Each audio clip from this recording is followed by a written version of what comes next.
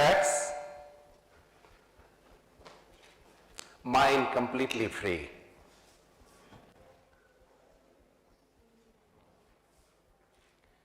Keep your body still, comfortable, and experience solidity, stillness, and silence nature of your body. Visualize a golden light at the eyebrow center. We shall chant 3 Om all together. Repeat Shanti mantra after me. Inhale deeply.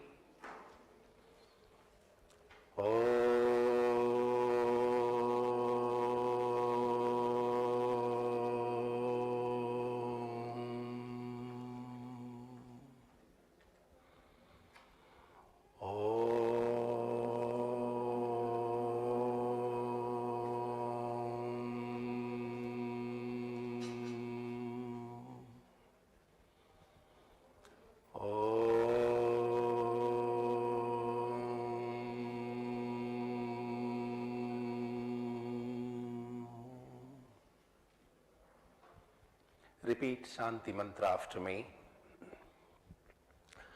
Om Sahana Vavatu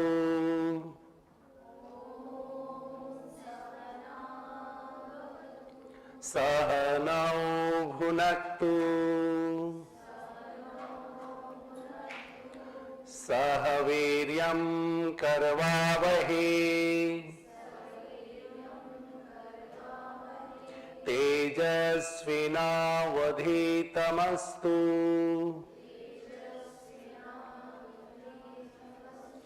Ma Vidvishavahe.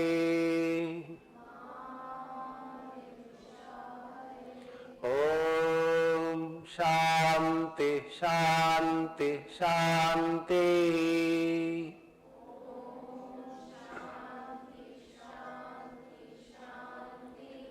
Hari Om. Gurur Brahma Gurur Vishnu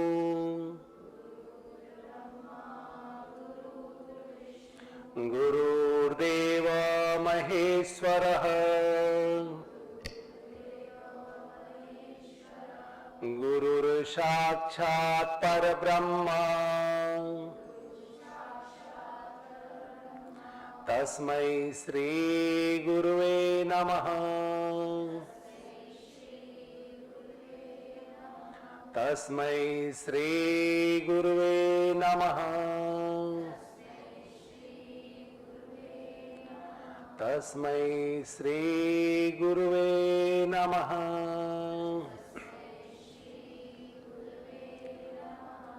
Om Bhur Bhuvah Swaha Tatsavitur Varenyam Bhargo Devasya Dhimahi Dhiyo Yonah Prachodayat. Om Bhur Bhuvah Swaha Tatsavitur Varenyam Bhargo Devasya Dhimahi Dhiyo Yonah Prachodayat. Om Bhur Bhuvah Swaha Tatsavitur Varenyam Bhargo Devasya Dhimahi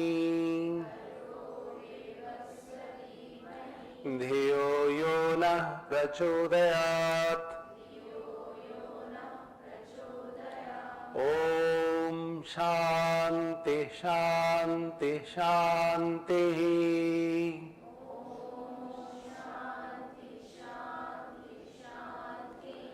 Hari Om. 3 times Mahamrityunjay mantra for your good health and immunity, vitality and happiness in daily life. Om Triambakam Yajamahe Sugandhim Pustivardhanam Urvarukamiva Bandhanat Mrityor Mokshe Amamritat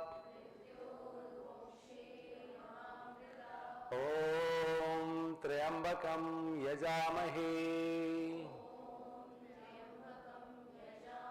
Sugandhim Pustivardhanam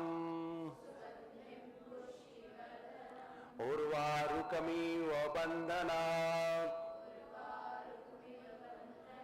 Mrityor Mokshe Amamritat Om Shanti Shanti Shanti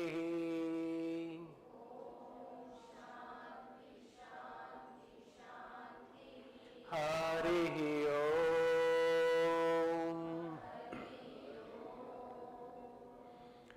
32 names of Durga, removing obstacle, hurdles from our daily life. Repeat after me. Om Durga, Durga Tishamani, Durga Padmanivarini, Durga Machedini, Durga Shadhini, Durga Nashini, Durga Todharini, Durga Nihantri, Durga Maha, Durgam Jnanada, Durga Daitya Lok Davanala, Durga Ma, Durga Maloka, Durga Matma Swarupini, Durga Marpada, Durgam Vidya, Durga Mashrita, Durgam Jnana Sansthana,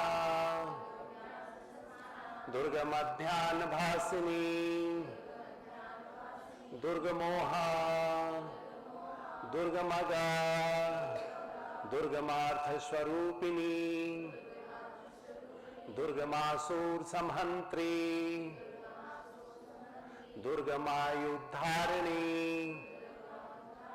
Durga Mangi, Durga Mata, Durgamya, Durga Meshwari, Durga Bhima, Durga Bhama, Durga Ba, Durga Darini. Om Shanti Shanti Shanti.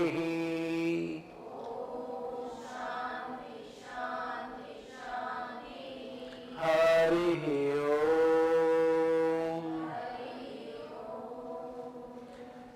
Remain sit quiet and comfortable and feel the vibration of mantra.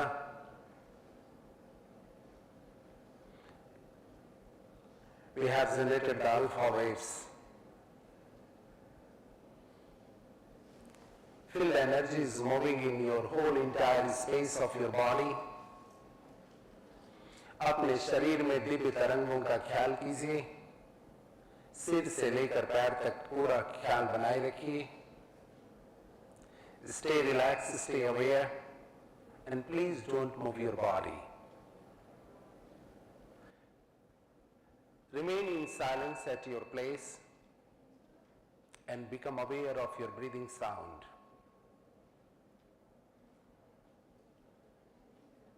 Feel the sound of your breath which is coming in and going out. Observe and experience your breath and experience the sound of your breath.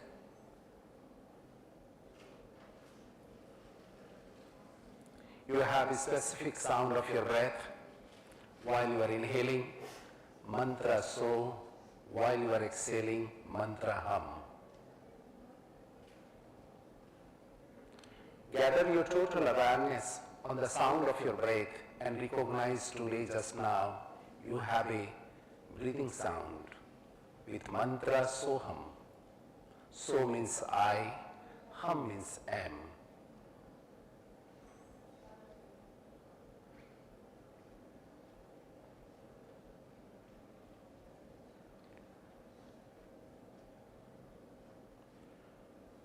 Do not allow to move your body, remain still. We are practicing Antarman meditation practice, inner silence meditation practice. Now shift your awareness on your tongue and experience the taste. Feel the saliva in your mouth and become aware of your taste. Is it salty, sweet, bitter, pungent, and whatever? This is your own experience of your taste. Be aware, observe as a witness.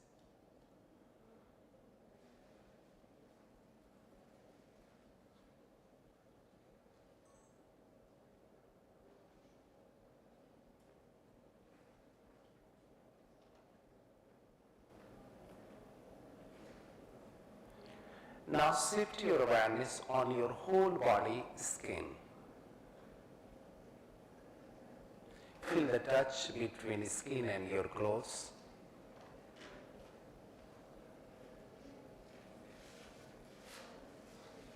Become aware of the color of your skin. If you feel scratch, heat, cold on your skin, just be aware.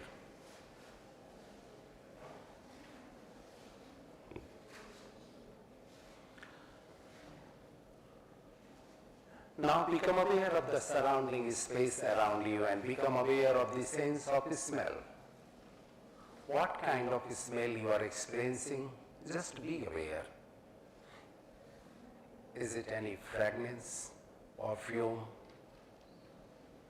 any specific smell? Just be aware and be witness and recognize it about the smell.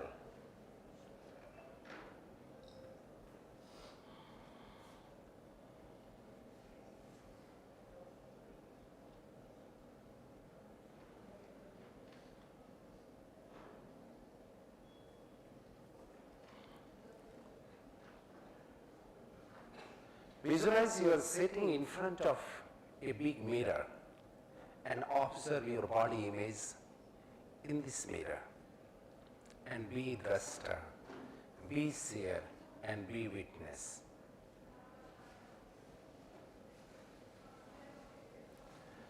We are developing the awareness on our 5 senses with our brain, body and mind.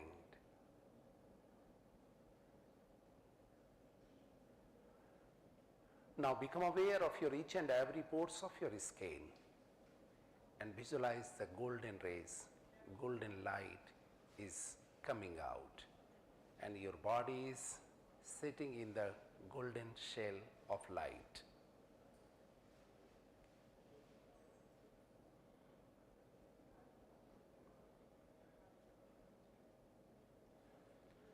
Now we are going to conclude our meditation practice. Inhale deeply, then exhale, and one time Omkar mantra all together. Inhale, Om,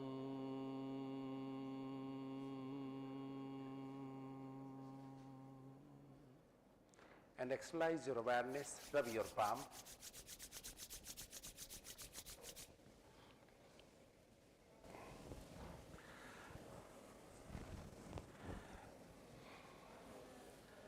That was your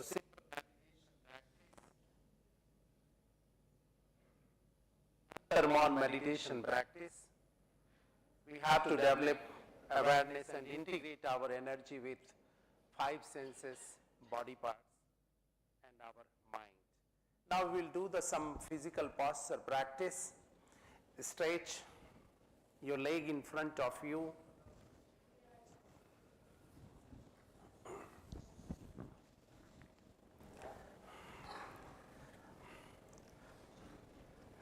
Take deep inhale and exhale. This is called Prarambhik Sthiti, base position, to correct our body posture. Now, exhale, stretch our both ankle forward. Inhale, bring inside. Exhale, inhale, exhale, inhale, exhale, inhale, exhale, inhale, exhale, inhale, exhale, inhale, exhale. Now feet apart and rotate both ankle clockwise. 1, normal breath. 2, 3, 4, 5, 6, 7, 8, 9, 10. Now anti-clockwise. 1, 2, 3, 4, 5, 6, 7, 8, 9, 10. These all are practice called Sukshma Vyayam practice, Pavan Muktasana practice to activate prana and vital. Now fold your right leg and hold your thigh. Inhale, exhale, Janu Naman. Inhale, exhale, inhale, exhale, inhale, exhale, inhale, exhale, inhale, exhale, inhale, exhale. Now the other leg. Inhale, exhale, inhale, exhale, inhale, exhale, inhale, exhale, inhale, exhale, inhale, exhale. Now just hold your leg. Inhale, exhale, inhale, exhale, inhale, exhale, inhale, exhale, inhale, exhale. Relax. Now we will do half butterfly. Ardha Titli Asana. Just move up and down.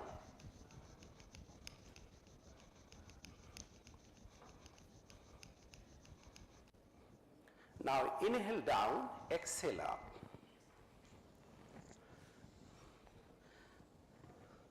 This practice seems very simple, but the effect is very powerful, especially for the yoga therapy. Removes all the toxins of the body, good for arthritis, good for high blood pressure, good for anxiety and stress. Now, hip rotation.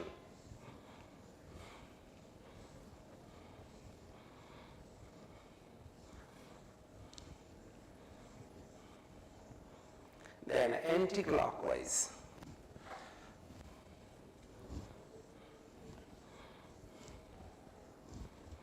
Now relax. Then other side.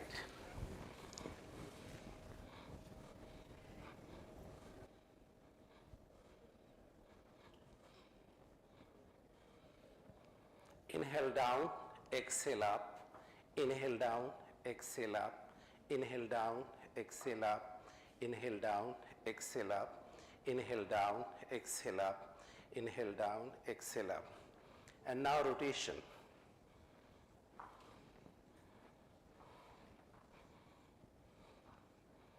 Then anti-clockwise.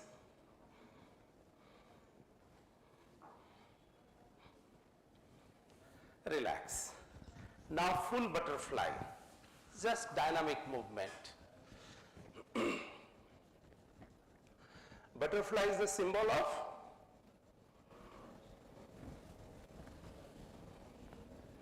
joy and transformation. When you have lots of anxiety, stress, work pressure, study pressure, examination pressure, then you practice every day 2 minutes. Full butterfly. Immediately mood is going to be changed. Thank you. Now stretch. Relax. कमर से नीचे तक का अभ्यास हो गया. अब हम twisting करेंगे.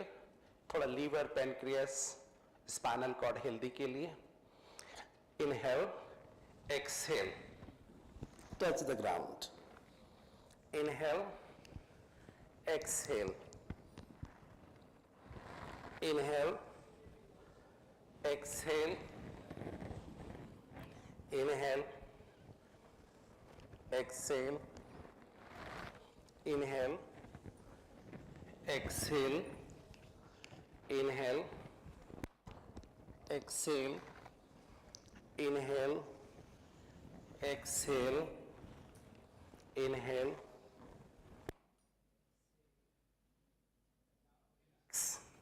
अब आप से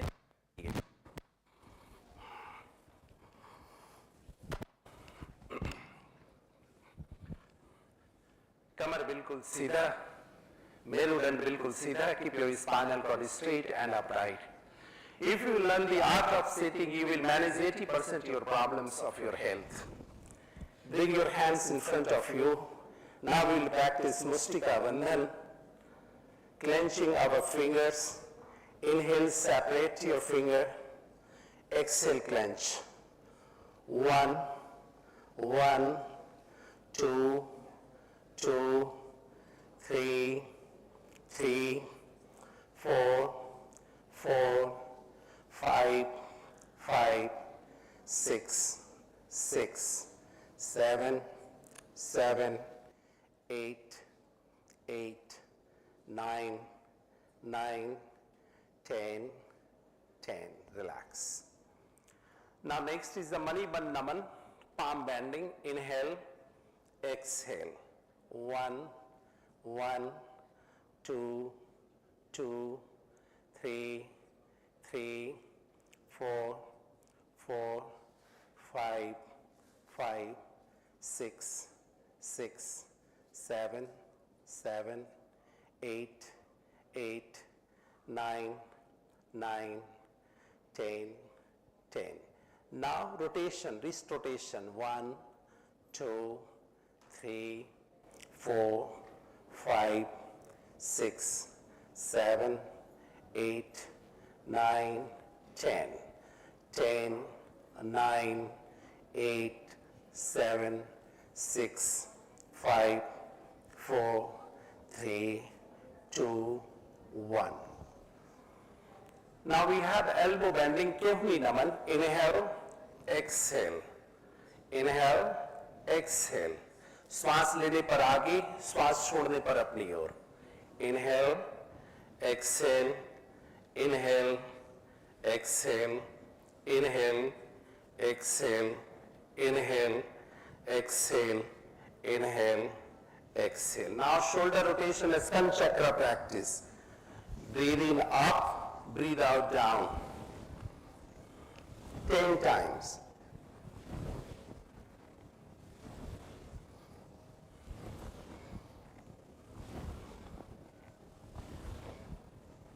Then 10 times anti-clockwise.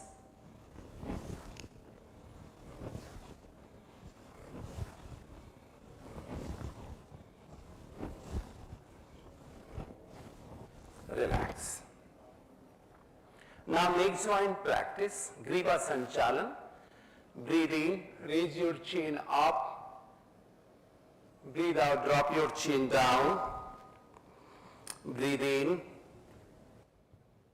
Breathe out, in, out, in, out.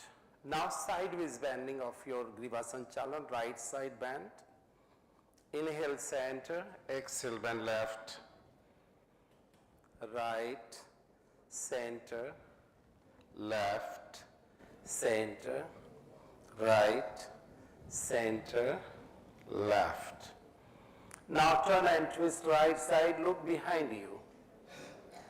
Breathe in the center, breathe out, twist, breathe out, in, out, breathe out, in, out.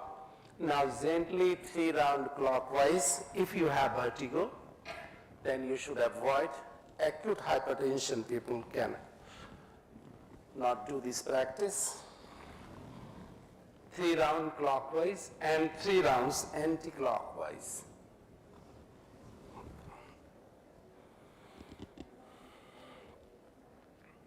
Now close your eyes.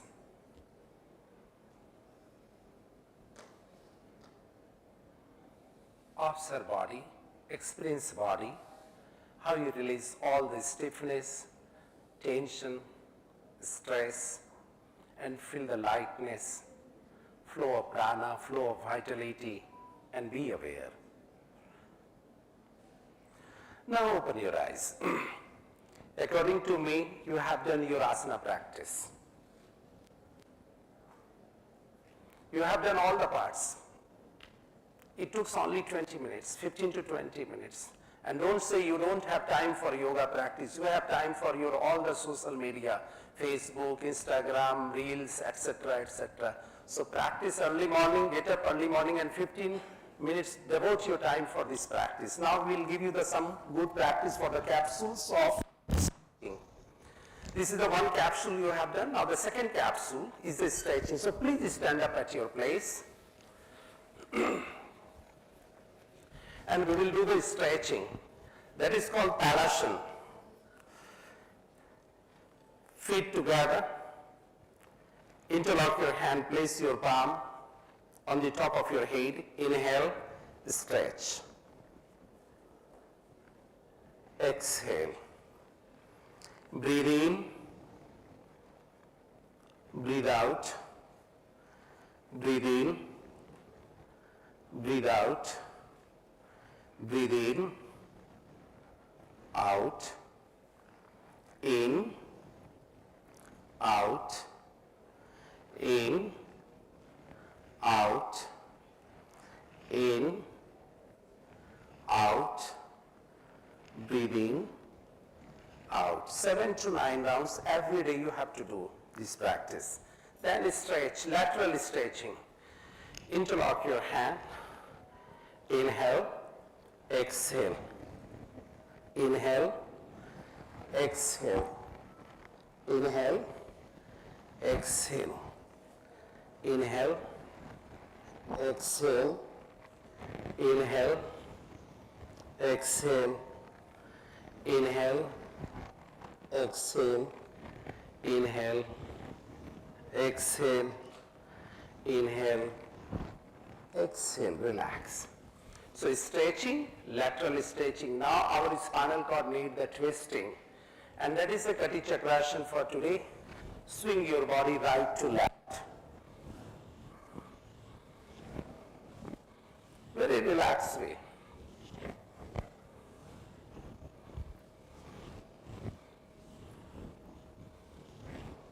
From the right side, gaze your left feet. From the left side, gaze your right feet.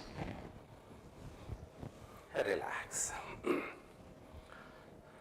Now for the forward bending, we have today practice known as Vikonasana. Interlock your hand behind your buttock. Inhale, exhale, bend forward, inhale up. This is a very good practice, especially for the neck joint, shoulder joint. Always we accumulated stress and tension on this area. So immediately. And the second benefit for the ladies' female health, it protects from the development of the mastitis in your breast. So this practice ladies should do every day. Inhale, exhale. Tumour और गांठ बनने से यह रोकता है. Inhale. Exhale. 3 to 5 rounds is enough for our daily life. Okay? Now relax. Now just stretch your arms and feet apart. And keep your feet flat on the floor and experience body weight equal on your feet. And close your eyes. Bring total awareness on your navel center, abdomen area. Keeping relaxed, observe your breath.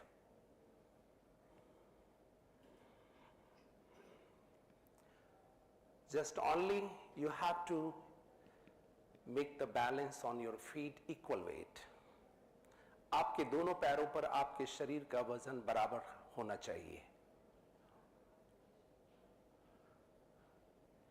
Now gently turn your palm. And now palm together.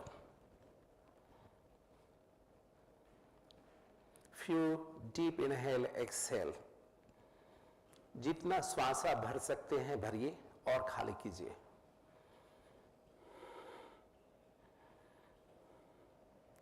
Now relax. And पांचवा practice आपके लिए है भुजंगासन. Back bending. इसमें आप आराम से पेट के बल लेटिए. दोनों पैर एक साथ, हाथ की हथेली कंधे के बगल में. श्वास लीजिए धीरे से ऊपर की ओर. लंबा गहरा श्वास लीजिए, छोड़िए 3 बार. फिर धीरे से नीचे आइए. फिर श्वास लीजिए. Inhale deeply, lift. लंबा गहरा श्वास लेना है, छोड़ना है. And be aware. Now exhale. Inhale up.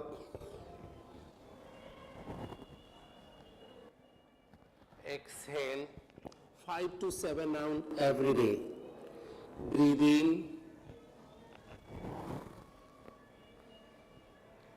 Relax. अब कुछ देर के लिए आप ऐसे मकरासन में आ जाइए. बिल्कुल आराम से. किसी भी प्रकार का कमर दर्द नहीं. लोअर लंबर रीजन आपका बिल्कुल हेल्दी रहेगा. You will protect your spinal cord injury. Bhujangasana and Makarasana practice regular. And you can move your leg like this, right leg, left leg.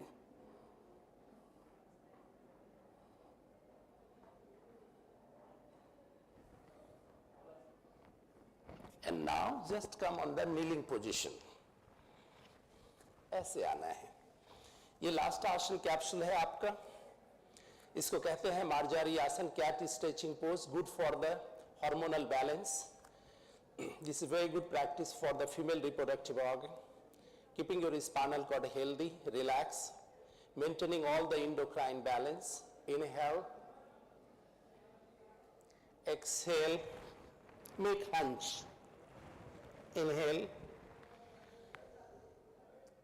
exhale, inhale, exhale, inhale,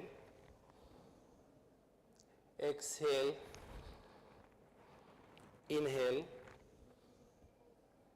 exhale. And now relax. Sit comfortably in Vajrasana.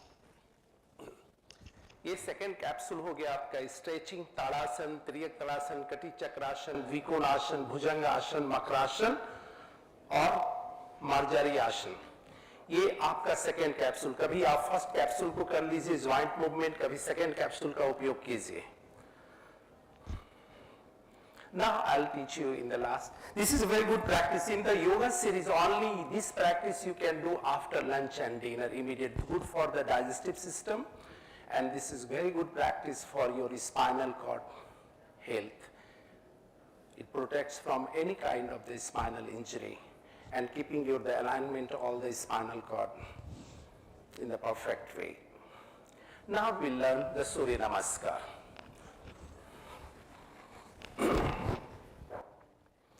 Surya Namaskar is the combination of the 12 postures.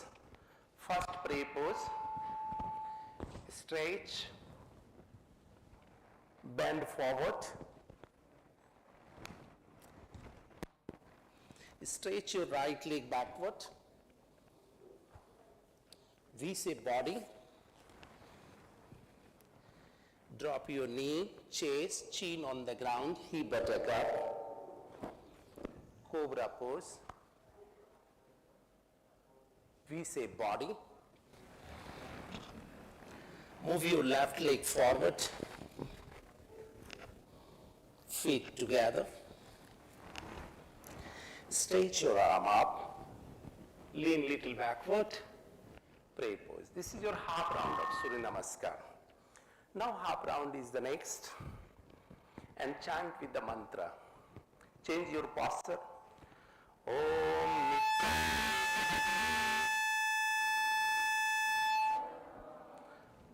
Om Rave Namaha. Om Suryaya Namaha. Now stretch your left leg. Om Bhanave Namaha. Om Khagaya Namaha. Om Pushne Namaha. Om Hiranyagarbhaya Namaha. Om Marichay Namaha. Om Adityaya Namaha. Om Savitrai Namaha. Om Arkaya Namaha. Om Bhaskaraya Namaha. बिल्कुल आराम से अपने स्थान पर late जाइए, सिर मेरी ओर, पैर आगे की ओर, शवासन की स्थिति।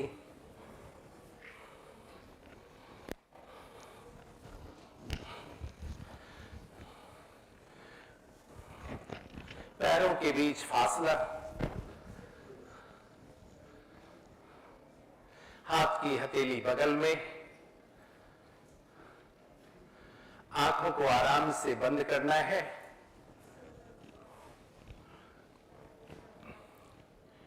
Keeping your body relaxed, surrender your physical body.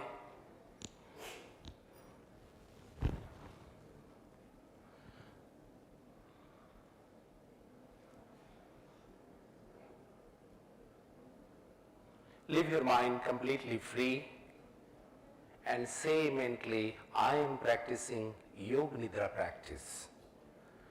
My body is relaxed. My mind is free. I am listening all the practice mentally and following it. Neither I am body nor the mind. I am complete witness. I am complete witness. I'll never sleep during the practice of Yoga Nidra. You must avoid your sleep during the practice of Yoga Nidra. But don't fight with your sleep.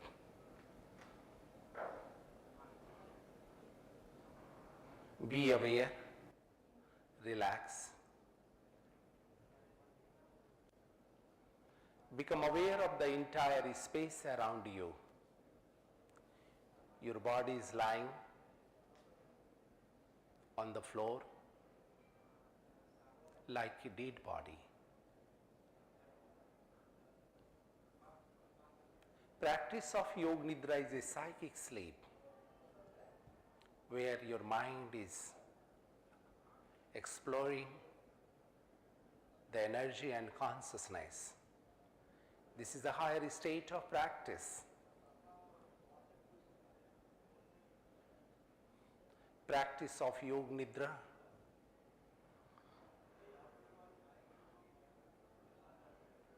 is a higher practice and guided practice for awakening consciousness.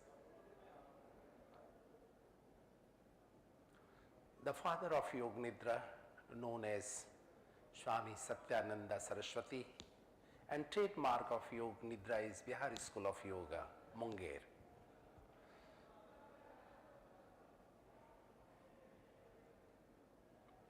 Remain aware, remain alert, remain witness, and become aware of it.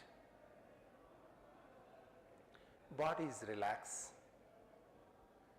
Your senses are awakened, following all the instructions, and listen all the sound which you are receiving as like a signals of radar.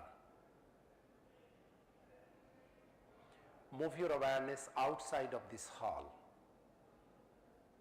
In the campus of Manavrachana, listening sounds and be aware.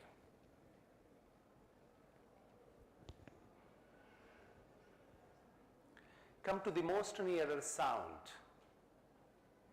The most nearer sound is your breathing sound. A quick awareness, head to toes, and experience your body is lying. Heartbeat, pulse rate, blood circulation, and your body weight.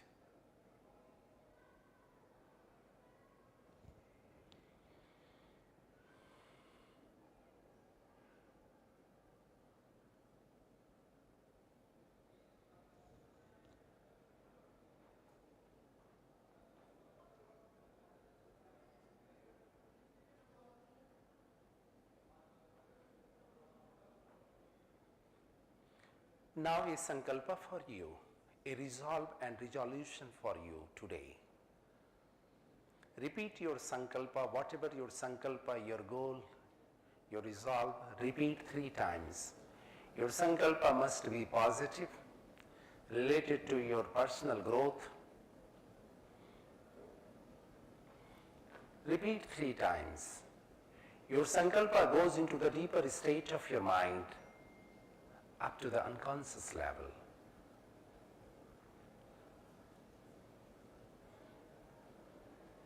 It exports and accelerates your unconscious mind. Like a seed goes under the earth, same way your sankalpa goes to the deeper state of mind, your time, your awareness, your sincere practice makes your sankalpa, your resolve to nourish. And one day it becomes a small plant, big plants, flowering, and you are receiving the fruits.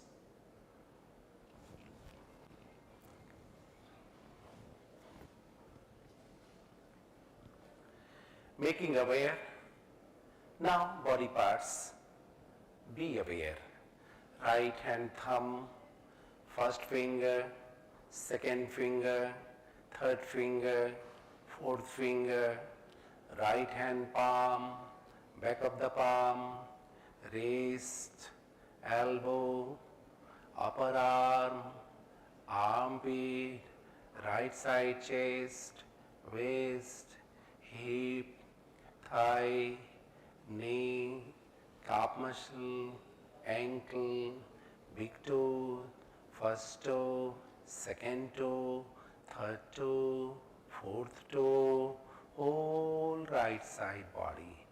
Left hand palm, left hand thumb, first finger, second finger, third finger, fourth finger, left hand, wrist, elbow, arm, armpit, left side chest, waist, hip, thigh, knee, calf muscle, ankle, big toe, first toe, second toe, third toe, fourth toe, whole left side body, both heel, calf muscle, back of the knee, thigh, hip, waist, full back, spine, neck, head, crown of the head, forehead, eyebrow, middle of the eyebrow, eyes, both eyes, nose, tip of the nose, nostril, whole face, chest, middle of the chest, right side of the chest, left side of the chest, diaphragm, navel, abdomen, whole body, your whole body. Focus your awareness on your breath. While you are inhaling, body is expanding like a balloon. While you are exhaling, your body is relaxing. While you are inhaling, you are extending the prana, vitality, and nourishing the whole entire space of your body. And be aware. With exhale, you are releasing all the stress, all the negativity, all the tensions. Your breath goes slow, gentle inhale. Your breath comes out, slow, gentle way. You are witness, you are aware, and become aware of it.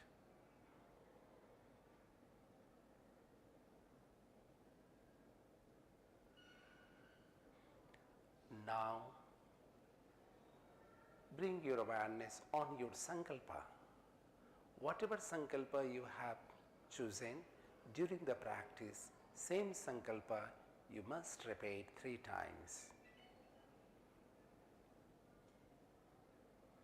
And become aware of your body. Become aware of the space around you.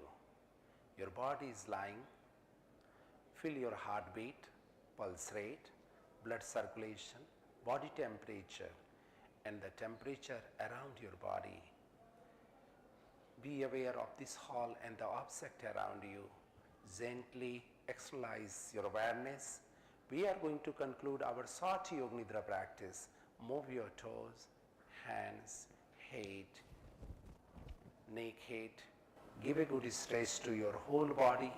If you want to stretch more, stretch, turn and twist, and gently sit comfortably at your place.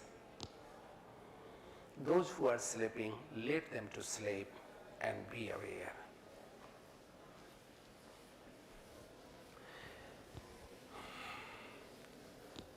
And now we will practice Bhramari Pranayam. Plug your first finger inside here and 7 times humming the sound or Omkar mantra. Om.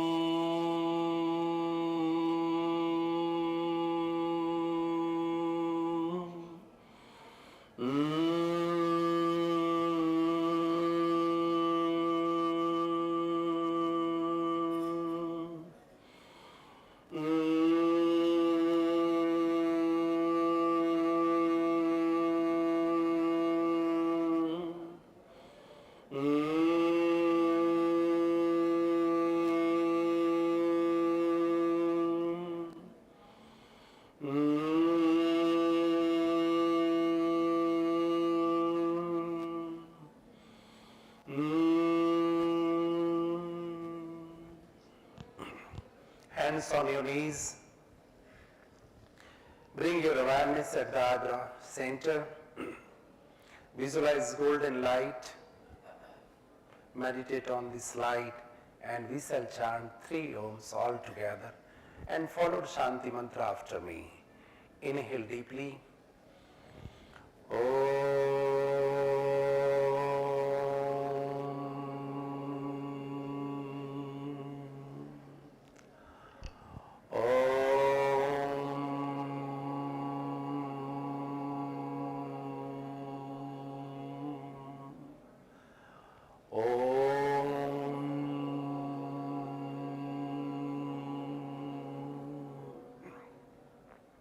Repeat Shanti mantra after me. Asato ma sadgamaya, tamaso ma jyotirgamaya, mrityor ma amritam gamaya, sarvesham swastir bhavatu, sarvesham shantir bhavatu, sarvesham purnam bhavatu, sarvesham mangalam bhavatu, loka samasta sukhino bhavantu.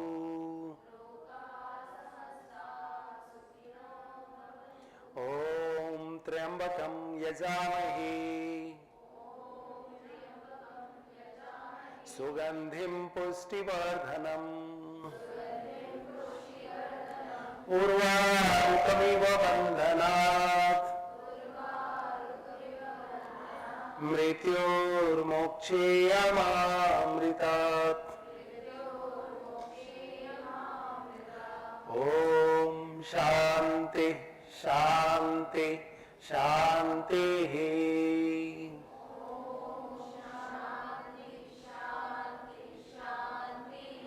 हरिः ओम. Feel yourself blessed with divine energy and rub your palm. Place on your eyes, on your chest, both kidney. Hari Om Tat Sat. Say it loudly. Hari Om Tat Sat. I can't hear you. Hari Om Tat Sat. Little better. One more time. Hari Om Tat Sat. That is your presence. Thank you so much. Thank you so much.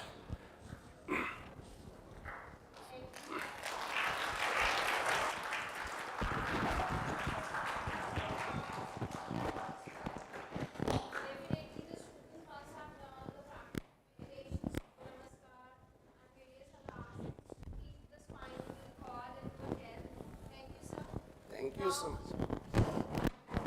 Now moving forward, we have Dr. Suchi Mohan, an expert from Morarji Desai National Institute of Yoga, who would also be teaching the various yogas and asanas for improved health.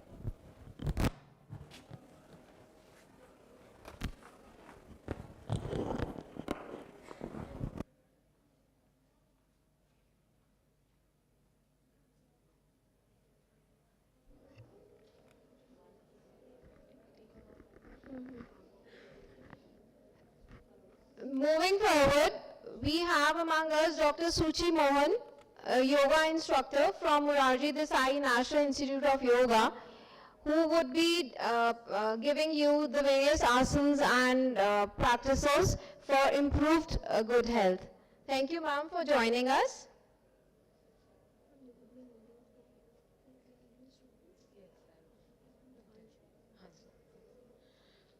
Thank you. Thank you, ma'am.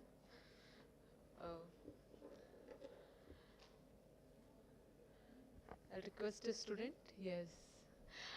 Since you had a very good session and I think everyone is relaxed now, तो फिर हम क्या करेंगे अभी क्योंकि मैं अब मोरारजी देसाई राष्ट्रीय योग संस्थान और आयुष मंत्रालय को यहाँ पे आप लोगों के समक्ष रिप्रेजेंट कर रही हूँ तो और आप जैसे जानते हैं कि हम 100 डेज काउंटडाउन सेलिब्रेट कर रहे हैं हम उस सीक्वेंस को मेंटेन कर रहे हैं आज 84th डे है हम उसको सेलिब्रेट कर रहे हैं तो इस उपलक्ष्य में हम लोग कॉमन योगा प्रोटोकॉल जो कि 21 जून इंटरनेशनल डे ऑफ योगा पे प्रैक्टिस करते हैं उसी प्रोटोकॉल को हम प्रैक्टिस करेंगे सिंस उसमें से बहुत सारे प्रैक्टिसेस आपने कर ली अभी सर के साथ तो उनमें से कुछ प्रैक्टिसेस हम लोग करेंगे वो जो डेफिनेटली आपके हेल्थ और वेलबीइंग के लिए अच्छा है आप उसको इनहेंस करेगा हमारे साथ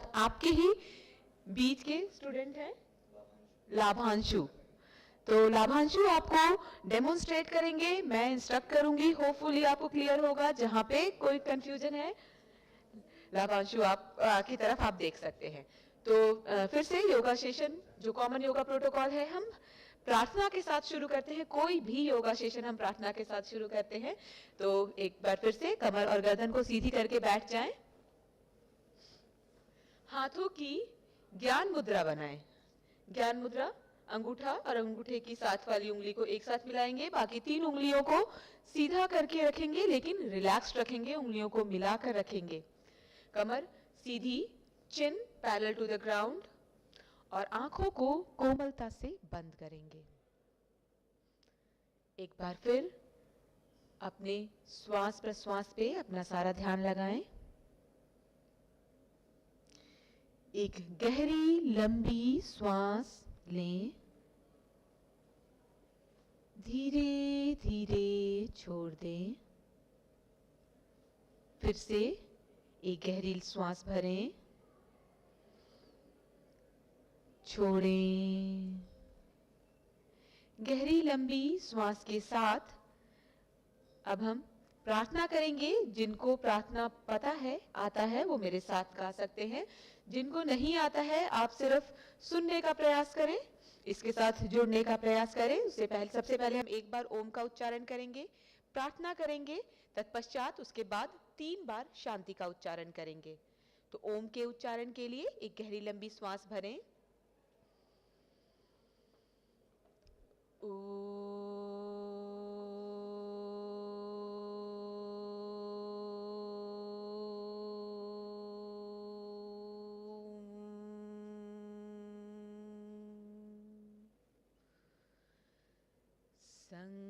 संगच्छध्वं संवदध्वं संवो मनसि जानता देवाभागं यथा पूर्वे संज्ञानाना उपासते संज्ञानाना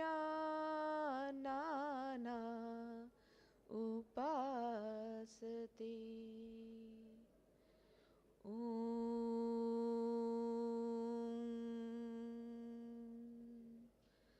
शांति शांति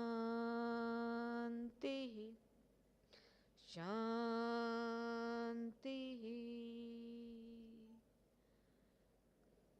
दोनों हाथों को नमस्कार मुद्रा में जोड़ लें, छाती के आगे। हथेलियों को आंखों के ऊपर रखें। हथेलियों के पीछे आंखों को, पलकों को झपकाएंगे और धीरे से आंखों को खोल लेंगे और हाथ को वापस लेकर के आ जाएंगे। धीरे से खड़े हो जाएं अपने स्थान पर।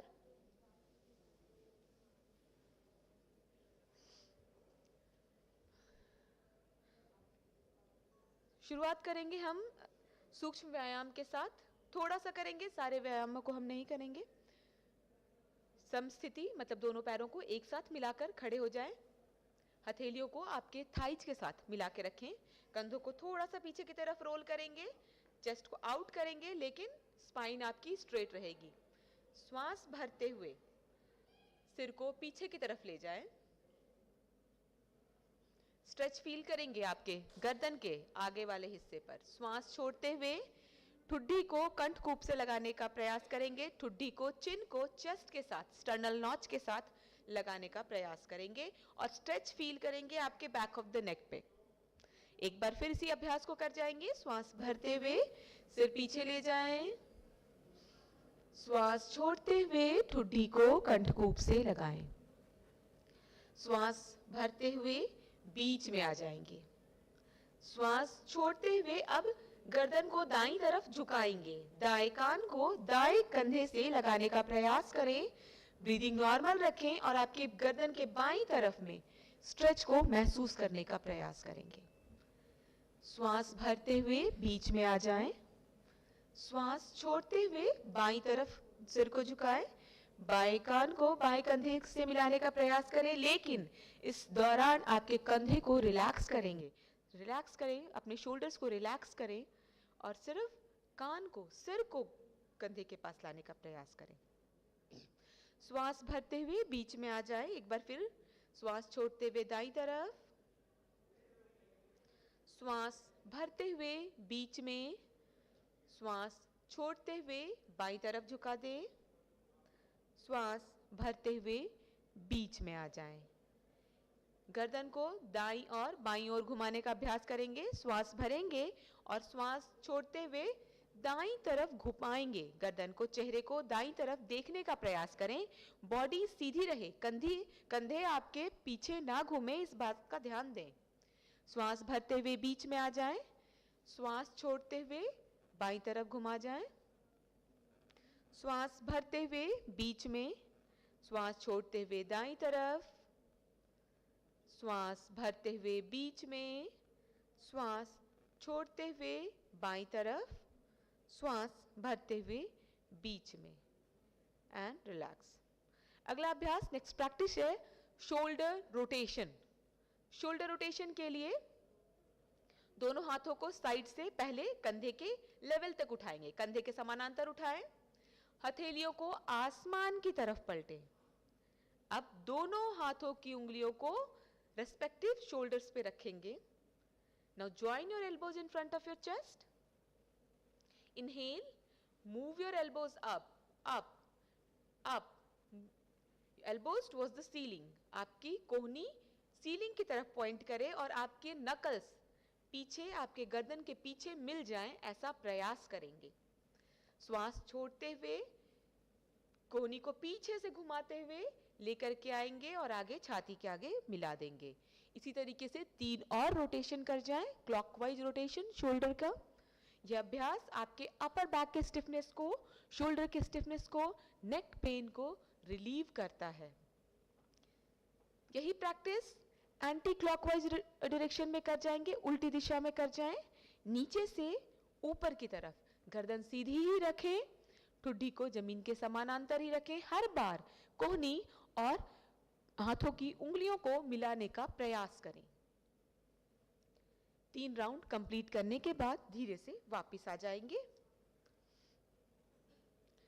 अगला अभ्यास जंघा शक्ति विकास क्रिया। उसके लिए दोनों पैरों के बीच कंधों की जितनी दूरी बना लें, टोस पॉइंटेड, फुट पैरेलल रखने का प्रयास करें। हील को थोड़ा सा बाहर की तरफ घुमाएंगे। श्वास भरते हुए दोनों हाथों को सामने से कंधे के समानांतर उठाएं, शोल्डर लेवल पे उठाएंगे। श्वास छोड़ते हुए बैठने जैसी स्थिति में, चेयर पोज में आ जाएं। श्वास भरते हुए खड़े हो जाएं। श्वास छोड़ते हुए बैठने जैसी स्थिति में आ जाएं। थोड़ी देर सामान्य श्वास प्रश्वास के साथ, नॉर्मल ब्रीदिंग के साथ इस पोस्चर को मेंटेन करने का प्रयास करें। धीरे से वापस आ जाएं। हाथों को नीचे ले आएं। आसनों की तरफ चलेंगे अब हम। सबसे पहला आसन है ताड़ासन। ताड़ासन के लिए फिर से समस्थिति में खड़े हो जाएं, दोनों पैरों के बीच लगभग 2 इंच की दूरी, या फिर चाहें तो आप एक साथ मिला के रख सकते हैं। श्वास भरते हुए दोनों हाथों को सामने से उठाएं, कंधे के समानांतर। दोनों हाथों की उंगलियों को इंटरलॉक करके श्वास भरते हुए सिर के ऊपर उठा दें और स्ट्रेच करेंगे एल्बोज को, पूरा स्ट्रेच ऊपर तक।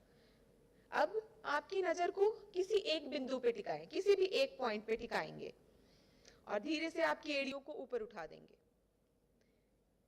सामान्य श्वास प्रश्वास, नॉर्मल ब्रीदिंग के साथ इस पोस्चर को मेंटेन करेंगे। ये पोस्चर आपकी बॉडी में स्टेबिलिटी लाने में मदद करता है, हेल्प करता है और न्यूरोमस्कुलर कोऑर्डिनेशन को इंप्रूव करता है।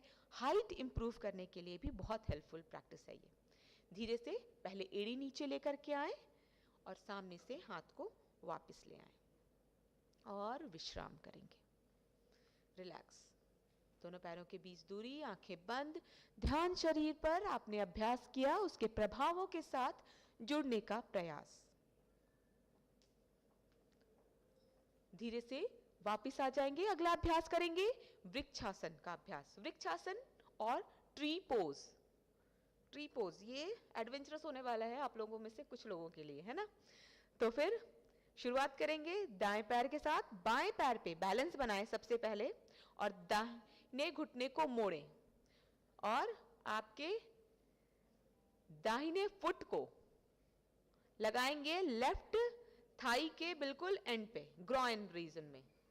अब यहाँ पे नजर एक जगह टिका के रखोगे तब आप बैलेंस बना पाओगे। नजर एक जगह टिका के रखो, ब्रीदिंग नॉर्मल रखेंगे और बैलेंस बनाने का प्रयास करेंगे। अब जब आप यहाँ बैलेंस बना चुके हैं तो धीरे से साइड से दोनों हाथों को ऊपर उठाएं, नजर टिका के रखेंगे और नमस्कार मुद्रा में हाथों को जोड़ लें। बहुत अच्छे, बहुत बढ़िया। ये पोस्चर है ट्री पोज और वृक्षासन का। ये आपके लेग मसल्स को स्ट्रेंथन करता है और साथ ही साथ फिर से न्यूरोमस्कुलर कोऑर्डिनेशन को इंप्रूव करता है। कंसंट्रेशन एंड अवेयरनेस, अलर्टनेस को इंप्रूव करता है। धीरे से हाथ को वापस ले आएं और फिर पैर को भी वापस ले आएं। सेम यही अभ्यास हम दूसरी तरफ से कर जाएंगे। इस बार दाहिने पैर पर आप बैलेंस बनाएं, बाएं घुटने को मोड़े, बाएं तलवे को दाहिने जंघा मूल पर बेस ऑफ द थाई पे रखेंगे और श्वास भरते हुए दोनों हाथों को उठा देंगे साइड से। नजर टिका के रखेंगे, यही ट्रिक है। नजर एक जगह टिका के रखिए, बैलेंस बनाना इजी हो जाएगा। ब्रीदिंग नॉर्मल रखिए, बैलेंस बनेगा। बहुत अच्छे, पहले से प्रैक्टिस से अभी ही बहुत अच्छा किया है आप लोगों ने। धीरे से हाथ वापस लेकर के आएंगे और पैर भी वापस लेकर के आ जाएं। अगला अभ्यास करेंगे पाद हस्त आसन का। इसके लिए श्वास भरते हुए सामने से दोनों हाथों को ऊपर उठाएंगे, पूरा ऊपर उठाइए, स्ट्रेच कीजिए पूरे स्पाइन को। आपके पीछे नहीं जाना है, सीधे ही रहना है, स्पाइन को स्ट्रेच करना है और हाथ और कान बिल्कुल एक साथ। श्वास छोड़ते हुए आगे की तरफ झुक जाएं और आपके हाथों को, हथेलियों को पंजे के साइड में लगाने का प्रयास करें। घुटने सीधे ही रखें, इस बात का ध्यान रखें। दोनों पैरों को एक साथ ही रखें, पैरों के बीच दूरी नहीं है। पाद हस्त आसन, ये आपके स्पाइन को लचीला बनाता है, फ्लेक्सिबल बनाता है। It improves digestion and prevents constipation and mensuration related problems. अब धीरे से श्वास भरते हुए वापस आ जाएंगे। नेक्स्ट प्रैक्टिस है अर्ध चक्रासन। अगला अभ्यास अर्ध चक्रासन का, जो कि बैकवर्ड बेंडिंग पोस्चर है। उसके लिए दोनों पैरों में फिर से लगभग 2 इंच की दूरी बनाएं। दोनों हाथों को कमर पे रखेंगे। अब कंधों को पीछे की तरफ रोल कीजिए, कोहनियों को नजदीक लाइए। श्वास भरते हुए सबसे पहले सिर्फ गर्दन पीछे लेकर के जाएं, लॉक नहीं करेंगे गर्दन को। छाती से झुकें, लोअर बैक से झुकें, कमर से पीछे जाते जाएं, आंख को खोल के रखें, गर्दन लॉक ना करें। चक्कर आने जैसी अगर स्थिति पैदा होती है तो धीरे से वापस आ जाएंगे। अर्ध चक्रासन का अभ्यास आपके स्पाइन के मांसपेशियों को, स्पाइनल मसल्स को स्ट्रेंथन करता है और ब्रीदिंग कैपेसिटी को इंप्रूव करता है, स्पाइन की फ्लेक्सिबिलिटी को इंप्रूव करता है। धीरे से श्वास भरते हुए वापस आ जाएं और विश्राम करें, रिलैक्स। दोनों पैरों में गैप, आंखें बंद और विश्राम, रिलैक्स। महसूस कीजिए आपके ब्रीदिंग में क्या आप कोई चेंज महसूस कर पा रहे हैं? आपके चेस्ट में, आपके स्पाइन पे क्या आप कोई बदलाव महसूस कर पा रहे हैं?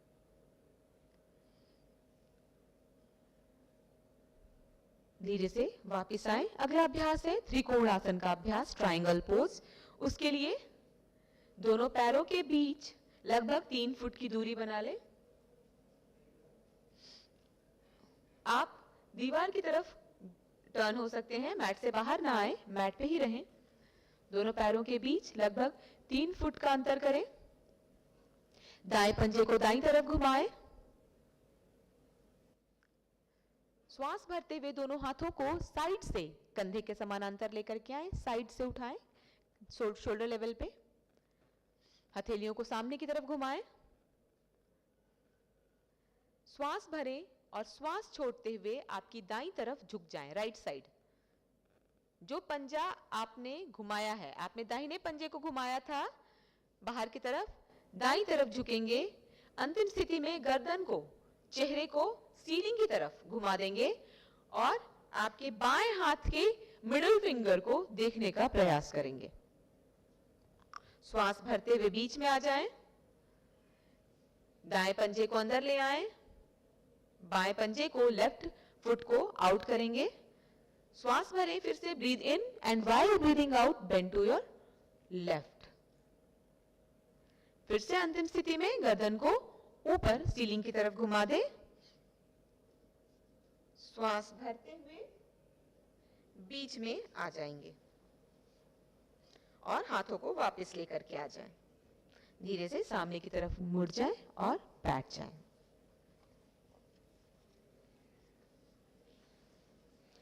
दंडासन की स्थिति, सामने पैर को खोल ले, दंडासन की स्थिति। यहीं से जाएंगे हम नेक्स्ट अगले अभ्यास की तरफ, जो कि है वज्रासन। वज्रासन आप सभी को पता है, आ जाइए वज्रासन में।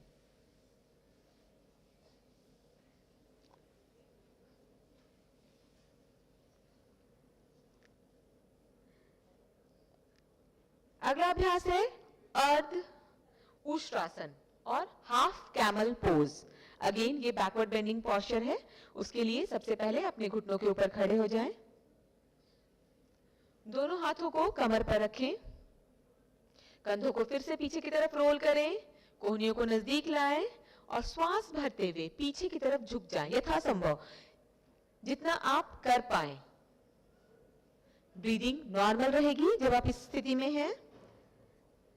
यह अभ्यास आपके बैक के और नेक के गर्दन की मांसपेशियों को मजबूती प्रदान करता है, कॉन्स्टिपेशन और बैक पेन को इंप्रूव करता है। धीरे से वापस आ जाएं और वज्रासन में विश्राम करें। Relax in vajrasana. Next posture है ऊष्ट्रासन। जो आपने किया ये हाफ कैमल था, राइट? अर्धउष्ट्रासन। तो जो अगला पोस्चर होने वाला है इससे थोड़ा इंटेंस होने वाला है ना? तो फिर से घुटनों के ऊपर खड़े हो जाएंगे। आप लोग यंग बच्चे हैं, नहीं प्रैक्टिस करेंगे। चलो, जो जिन लोगों के लिए डिफिकल्ट होगा वो अर्धउष्ट्रासन का ही अभ्यास करेंगे। उष्ट्रासन के लिए धीरे से पीछे की तरफ दाएं हाथ को दाएं पंजे पर और बाएं हथेली को बाएं पंजे पर रखें। हिप्स को आगे की तरफ पुश करें, कंधों को पीछे की तरफ रोल करें, चेस्ट को आउट करें। जिनके लिए डिफिकल्ट है वो अर्धउष्ट्रासन का ही अभ्यास करेंगे। धीरे से वापस आ जाएं। शशकासन और चाइल्ड्स पोज। पता है, धीरे से वज्रासन की स्थिति में आए। यही इसके बाद अगला अभ्यास है दोनों घुटनों को दूर करेंगे। Apart your knees, move your knees apart. Yes, now place your palms in between your knees and slide your hands forward. Child's pose or Shashakasan or the hare pose. कोहनी सीधी रखें, माथा, ठुड्डी या छाती जो भी आपसे आसानी से लग पाता है उसको लगाने का प्रयास करेंगे। उंगलियों को मिला के रखें और थोड़ी देर इसी स्थिति में विश्राम करेंगे। ये एक मेडिटेटिव पोस्चर है, रिलैक्सेटिव पोस्चर है। बहुत लोगों के लिए, कुछ लोगों के लिए रिलैक्सेशन नहीं हो पा रहा है यहाँ पे, तो आपके लिए जो भी कंफर्टेबल है, आप जितना, जरूरी नहीं है कि आप पूरी तरीके से जाएं पोस्चर में, आप जितना जा पाते हैं उतना ही करें। ये अभ्यास, ये पोस्चर, ये आसन स्ट्रेस और एंजाइटी को रिलीव करने में हेल्पफुल है और रिप्रोडक्टिव ऑर्गन्स को भी स्ट्रेंथन करता है, वहां पे सर्कुलेशन को इंप्रूव करता है, उसकी प्रोडक्टिविटी को इंप्रूव करता है। अब धीरे से वापस आ जाएंगे, अगले अभ्यास की तरफ बढ़ेंगे हम। उत्तान मंडूक आसन और स्ट्रेस्ड अप फ्रॉग पोस्चर। तो घुटने वहीं रहेंगे, फिर से अपने घुटनों को आप बाहर की तरफ ले जाएं, घुटनों को दूर करें, घुटनों के बीच दूरी बढ़ाएं, कमर सीधी करें, श्वास भरते हुए दोनों हाथों को सामने से ऊपर उठाएं, कान के पास लेकर के आएं, स्ट्रेच करें। आप अब राइट पाम को, दाहिने हथेली को बाएं शोल्डर पे के पीछे और बाईं हथेली को दाएं कंधे के पीछे लगाएं और कोहनियों को पीछे की तरफ धक्का दें। स्पाइन को ऊपर की तरफ इरेक्ट करें, चिन पैरेलल टू द ग्राउंड रखें, चेस्ट रिलैक्स रखें, स्पाइन इरेक्ट रखें। उत्तान मंडूक आसन। यह अभ्यास सर्वाइकल स्पॉन्डिलोसिस के केस में बहुत ही हेल्पफुल है। आपके गर्दन के, आपके कंधे के, आपके अपर बैक के मांसपेशियों को मजबूती प्रदान करता है और आपकी रेस्पिरेशन को इंप्रूव करता है, डायफ्रामेटिक मूवमेंट को इंप्रूव करता है। धीरे से हाथ को ऊपर स्ट्रेच करें और धीरे से वापस आ जाएंगे। यहीं से ही मकर आसन की स्थिति में लेट जाएं। क्रोकोडाइल पोज, पेट के बल लेट जाइए।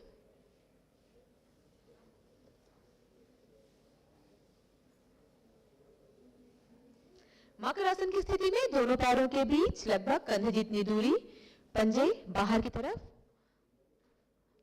दाएं हथेली के ऊपर बाएं हथेली को रखें और अपने दाएं या बाएं गाल को उसके ऊपर रख के आंखों को बंद करें और विश्राम करें, रिलैक्स करेंगे। आप चाहें तो आपका फोरहेड रख सकते हैं हथेली के ऊपर, आंखों को बंद करके रिलैक्स करेंगे, विश्राम करेंगे।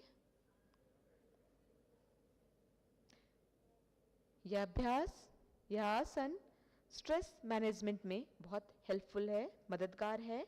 एब्डोमिनल फैट को कम करता है, कॉन्स्टिपेशन को रिलीव करता है, बैक एक और ब्रोंकियल प्रॉब्लम्स को भी रिलीव करने में, रिमूव करने में हेल्पफुल है।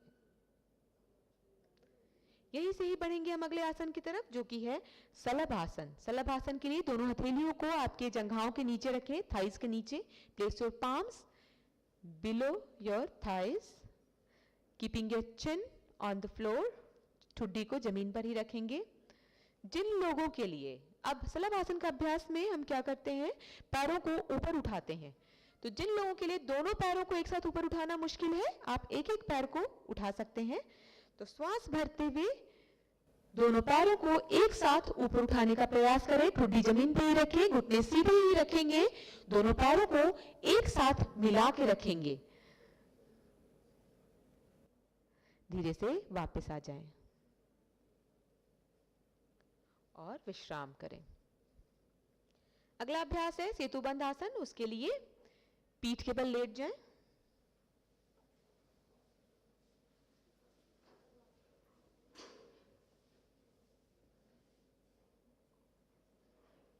दोनों पैरों को मोड़ लें, घुटनों को मोड़ लें। सेतुबंध आसन और ब्रिज पोज, दोनों पैरों के बीच लगभग कंधे जितनी दूरी बना के रखें। दोनों हथेलियों को आपके थाइस के पास, कमर के पास रख सकते हैं। अगर जो लोग पकड़ सकते हैं, अपने एंकल्स को पकड़ने का प्रयास करें। अब श्वास भरते हुए कमर को ऊपर उठा दें, पुलनुमा आकृति बनाने का प्रयास करेंगे। सेतु बंद आसन, सेतु का अर्थ होता है पुल और ब्रिज, ब्रिज पोज। ये आसन लोअर बैक के मसल्स को स्ट्रेंथन करता है, एंजाइटी और डिप्रेशन को रिलीव करता है, एब्डोमिनल ऑर्गन्स को स्ट्रेच करता है, आपके डाइजेशन को इंप्रूव करता है, कॉन्स्टिपेशन को इंप्रूव करता है। कमर दर्द में बहुत ही लाभकारी है यह आसन। धीरे से कमर को नीचे ले आएं और यहीं से ही दोनों पैरों को सीधा कर देंगे। अगले आसन को चलेंगे। अब सेट बनाएंगे 3 आसनों का एक साथ, दोनों पैरों को एक साथ मिलाएंगे।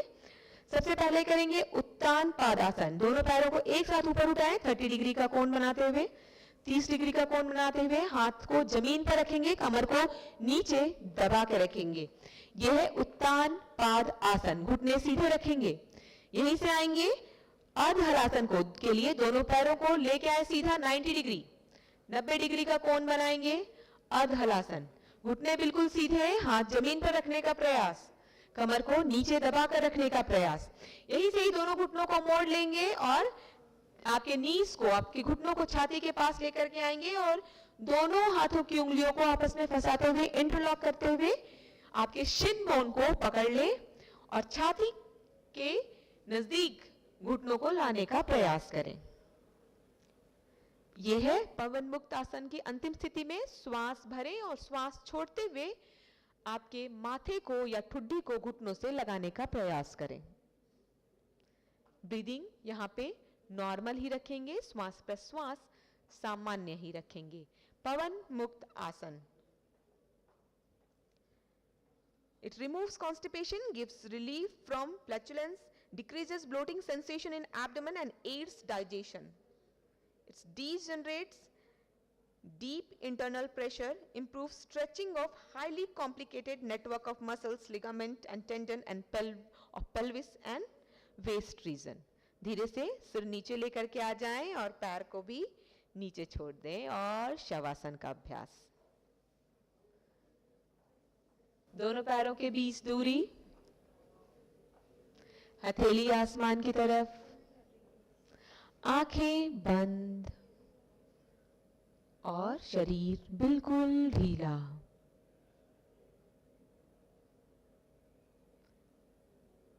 विश्राम की स्थिति, पूर्ण विश्राम की स्थिति।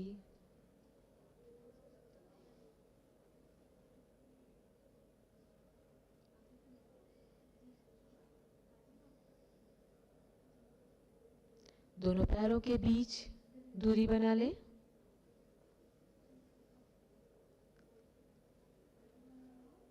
और शरीर बिल्कुल ढीला छोड़ दें।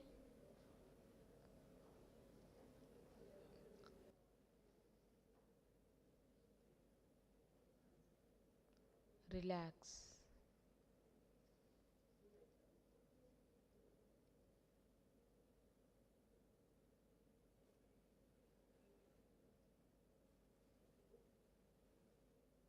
Shavasana helps to relieve all kind of tensions and gives rest to both body and mind. It relaxes whole psycho and physiological system.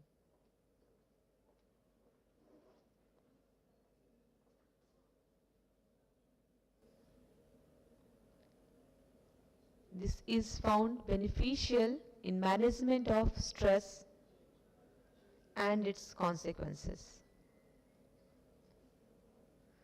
सारा ध्यान श्वास प्रश्वास पर लगाएं।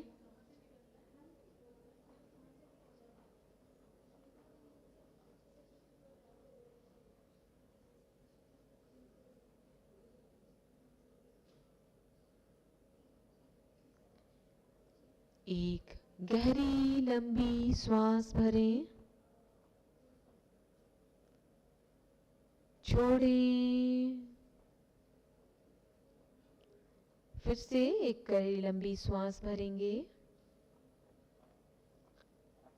छोड़ेंगे। हाथों और पैरों की उंगलियों में हलचल करें।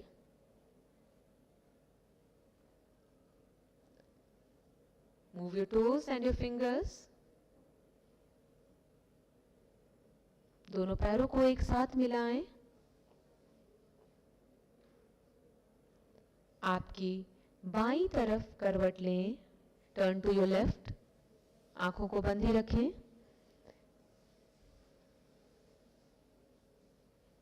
आप चाहें तो आपके बाएं हाथ को तकिए की तरह इस्तेमाल कर सकते हैं। दाएं हाथ को छाती के आगे जमीन पर रख सकते हैं।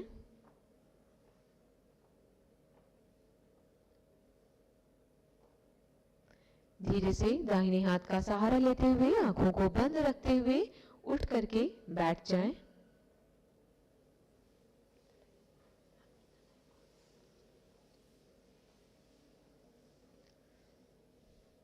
आंखों को बंद रखें, कमर गर्दन सीधी रखें।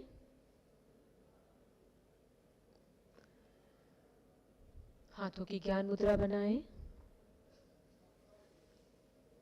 अब हम चलेंगे प्राणायाम के अभ्यास की तरफ, लेकिन उससे पहले एक शुद्धि क्रिया करेंगे, क्लेंजिंग प्रैक्टिस, जिसका नाम है कपालभाति। कपालभाति से आप लोग अवगत हैं, जानते हैं इस प्रैक्टिस को। तो एक्सलेशन प्रैक्टिस है, सिर्फ एक्सलेशन पे ध्यान देंगे। 3 राउंड्स करेंगे हम 30-30 के। तो पहला राउंड शुरू करने के लिए एक गहरी लंबी श्वास भरें और शुरू करें।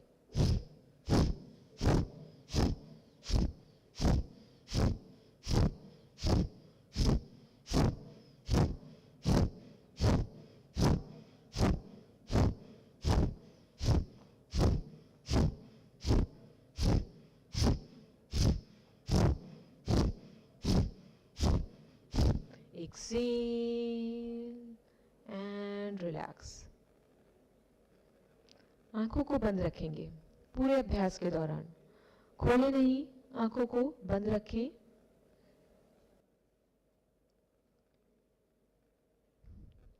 योग आपको खुद से जुड़ना सिखाता है, इनवर्ड मूवमेंट को इम्प्रूव करता है। तो जब आप आंखों को बंद रखेंगे आप ज़्यादा इनवर्ड मूवमेंट ईजिली कर पाएंगे। अपने आप से जुड़ने का प्रयास करें हर बार, हर अभ्यास के बाद। कपालभाति के दूसरे राउंड के लिए अपने आप को तैयार करें। कमर गर्दन एक बार फिर सीधी करें। एक गहरी लंबी श्वास भरें और शुरू करें अभ्यास।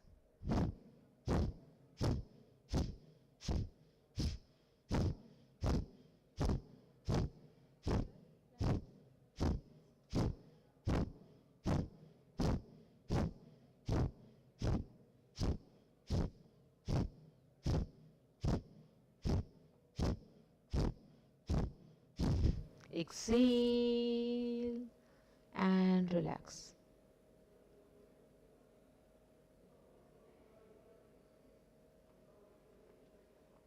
पूर्ण विश्राम।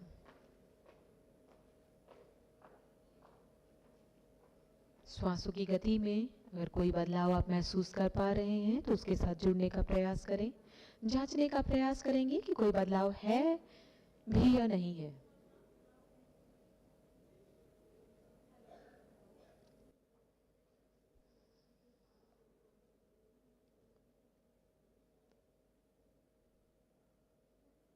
गहरी लंबी सांस भरें, छोड़ें। कपालभाति के तीसरे और आखिरी राउंड के लिए तैयार हों। कमर गर्दन फिर से सीधी करें, श्वास भरें और शुरू करें।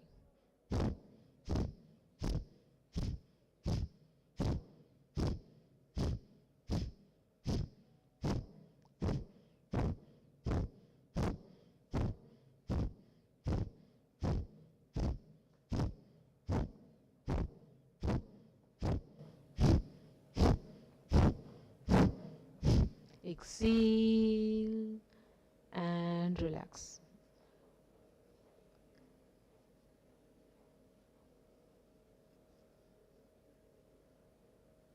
विश्राम।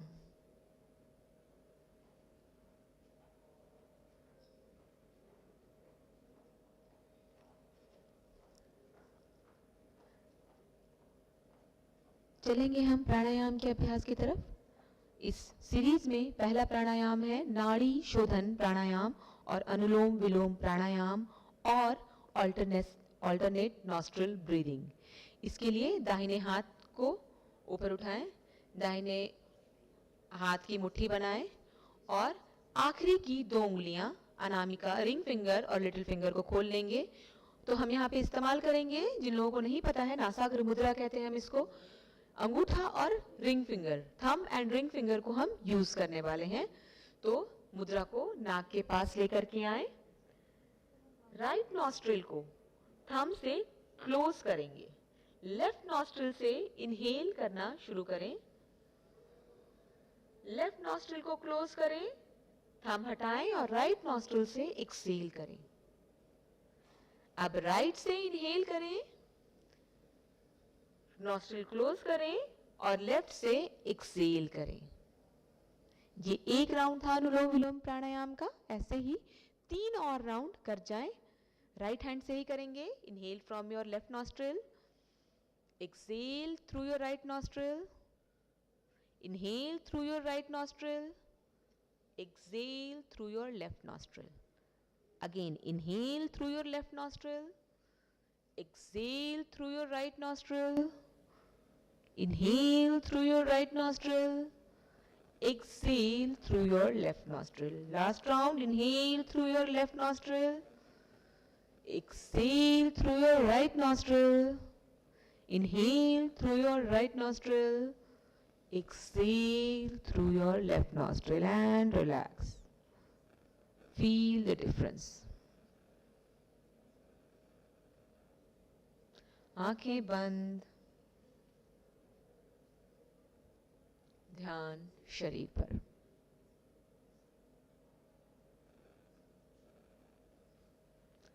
अगला प्राणायाम है भ्रामरी प्राणायाम। मुद्रा कोई नहीं बनाएंगे, इसी स्थिति में अभ्यास करेंगे भ्रामरी प्राणायाम और humming bee. Right, humming bee आपने अभ्यास किया, हमिंग बी साउंड को हम प्रोड्यूस करेंगे। 5 राउंड कर जाएंगे। उसके लिए सबसे पहले कमर गर्दन फिर से सीधी करें, हाथों की ज्ञान मुद्रा बना के रखें, श्वास भरें और शुरू करेंगे।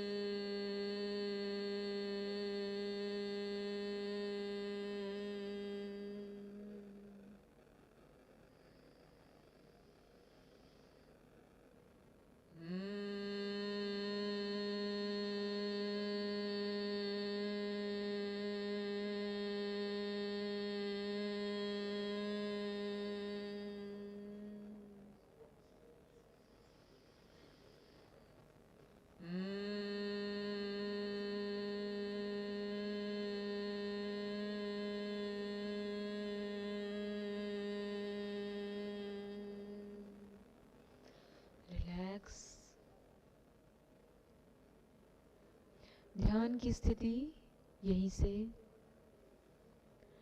आंखों को बंद रही रखें, अपने आप से जुड़ने का प्रयास करें।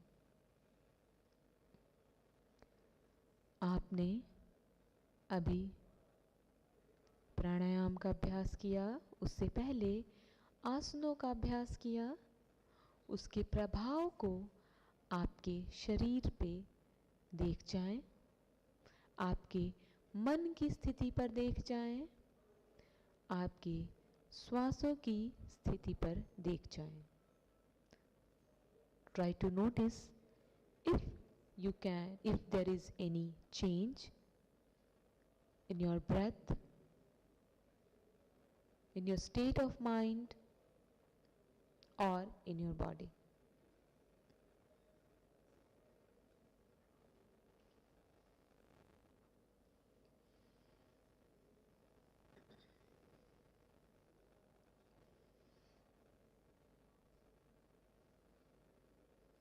इस सत्र को, इस सेशन को यहीं पे ही समाप्त करेंगे शांति पाठ के साथ। शांति पाठ के लिए कमर गर्दन सीधी रखें, हाथों की ज्ञान मुद्रा बनाए रखें। ओम के उच्चारण के लिए गहरी लंबी श्वास भरें।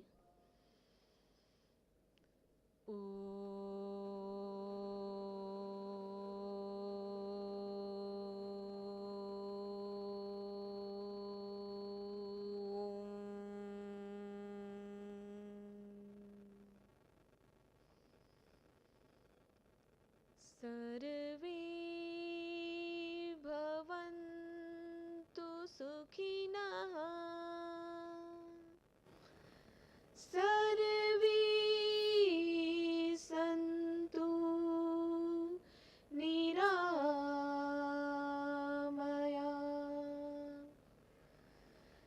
सर्वे भद्राणि पश्यन्तु,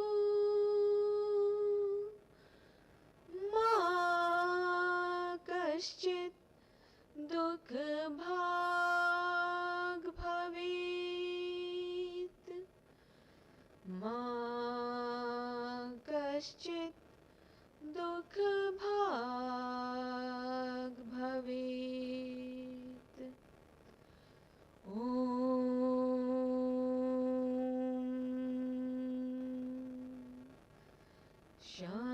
शान्तिः शान्तिः शान्तिः।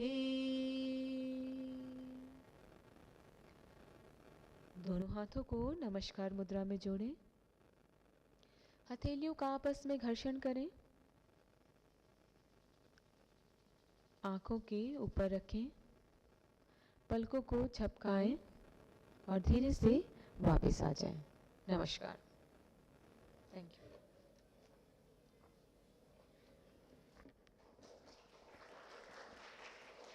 Thank you, Dr. Suchi Mohan, for making our students learn the various practices of yogas, pranayams, and asanas. Thank you so much for joining us on this very auspicious day of Yoga Mahotsav 2024 with the theme of Yoga for Women Empowerment. Now I request our HOD, Dr. Divya Sanghi, and Dr. Pratibha Singh, Professor, Department of Nutrition and Dietetics, to please come on the stage and felicitate our experts for the yoga demonstrations.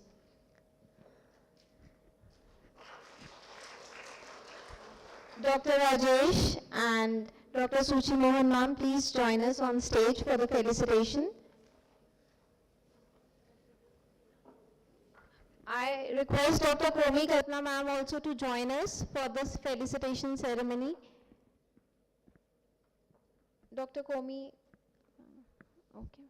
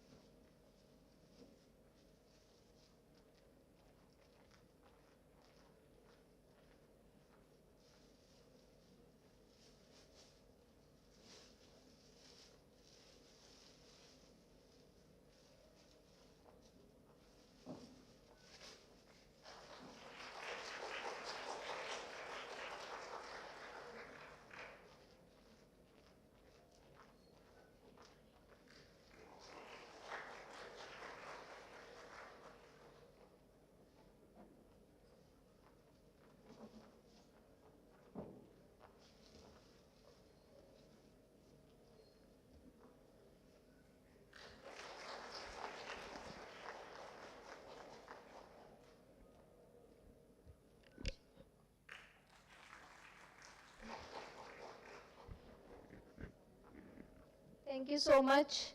And now I request our experts and the faculty to join for high tea. While the students, in the meantime, you please be seated here. You will be provided with refreshments. So please, you have to be seated here. Get your refreshments, and then we start with academic sessions. Scientific sessions, which is going to start soon after the refreshments. So please, you're supposed to be seated here in the auditorium and get your refreshments. Okay? Yeah, just be seated here. The refreshments would be given to you at your seat itself. So don't move from your seats, from your mats. Please be seated.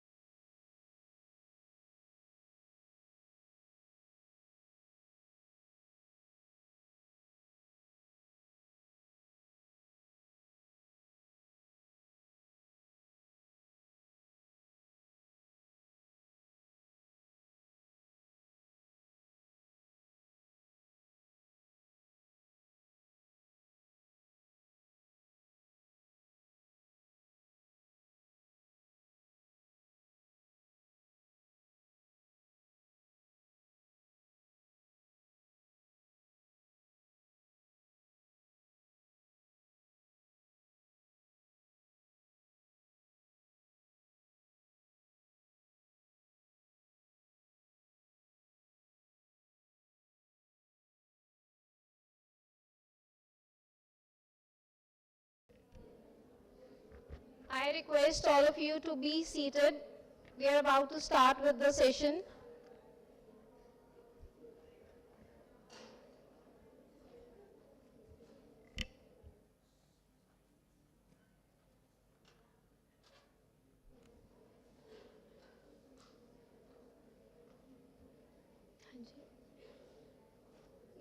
अभी तो पहले ma'am थोड़ी speech है फिर मैं कर देती हूँ.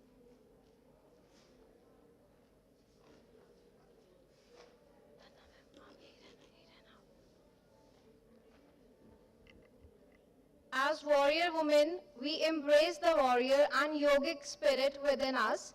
We are the first embodiment of courage, strength, confidence, and empowerment. With these words of Milen Shen, I, Dr. Gurseen Rakra, Assistant Professor, Department of Nutrition and Dietetics, School of Allied Health Sciences, Manav Rashtra International Institute of Research and Studies, welcome you all to the Yoga Mahotsav 2024. 100 Days Countdown Program, which is being organized at our university in collaboration with Morarji Desai National Institute of Yoga, Ministry of Ayush, Government of India. The theme for Yoga Mahotsav 2024 is Yoga for Women Empowerment. Yoga is a comprehensive instrument for empowering women, encompassing their physical, mental, social, emotional, and spiritual well-being. International Day of Yoga is observed every year on 21st June, and this year the 10th edition is being celebrated across the university. To grace the occasion, eminent speakers have joined us on this very auspicious day, and to mark the beginning of Yoga Mahotsav 2024, 100 Days Countdown Program of IDY, let's remember Goddess Saraswati by kindling the lamp of knowledge and wisdom. For seeking the choicest blessings for the same, I invite our admirable PBC Dr. G.L. Khanna, Dr. Divya Sanghi, our HOD, and Dr. Usha Panjwani to accompany our guest to kindle the lamp.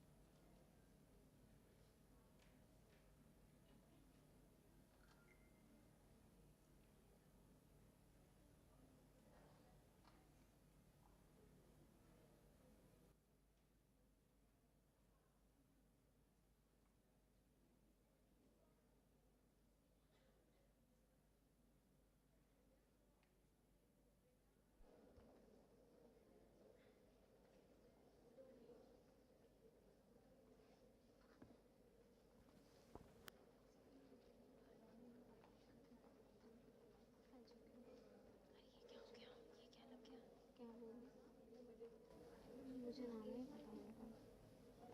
हाँ जी.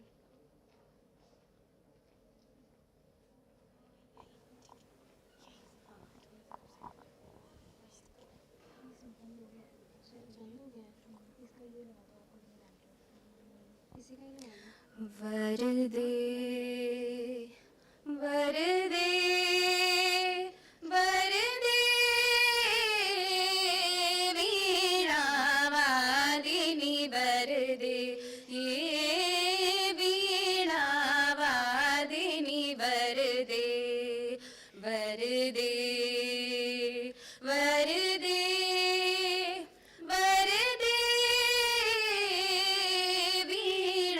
वीणावादिनी वरदे वीणावादिनी वरदे प्रिय स्वतंत्र रव अमृत मंत्र रव प्रिय स्वतंत्र रव अमृत मंत्र रव भारत में भर दे वर दे वर दे वर दे वीणावादिनी वर दे हे वीणावादिनी वर दे प्रिय स्वतंत्र रव अमृत मंत्र रव प्रिय स्वतंत्र रव अमृत मंत्र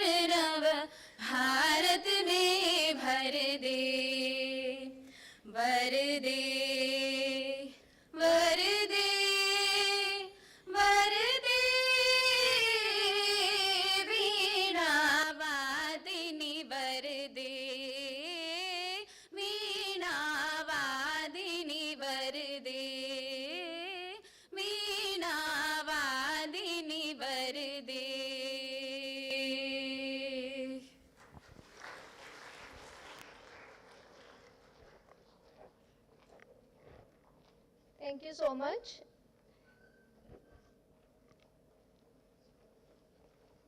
Now I request our PVC Dr. GL Khanna to please give a welcome address for our guest and to begin the session.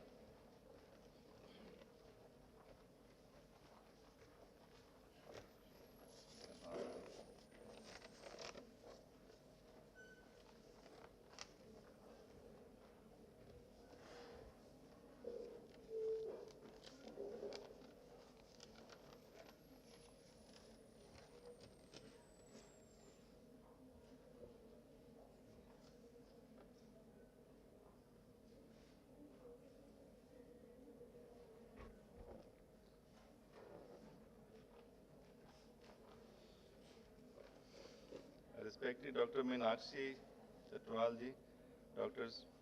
Snehashish Bhuria, University of Medical Sciences, my dear friend Dr. Montu Shah, the panelist members, Dr. Sunita Mondal, Dr. Inder Sharma from MDNY, Dr. Swapna Chaturvedi ji from AIMS, our old colleague, Dr. Geeta ji, Dr. Rajesh, our yoga guru, Dr. Suchi, and my colleagues from Manorachna, Dr. Gurjeet, Dr. Divya, our director is also about to join us, and Dr. Nitesh, and my senior colleagues, and dear students, it's really a great opportunity for all of us to celebrate this Yoga Day, particularly. This, of course, 84 days are there still to go, and we have been given that mandate. For last 3 years, we are getting this mandate to celebrate this Yoga Day. On that, we are on the path of celebrating this, as Dr. Gurseen has already told us that we are 21st June is the actual Yoga Day, but Government of India, Ministry of Ayush has decided to start the celebration from 100 days onward, that we still remaining 84 days.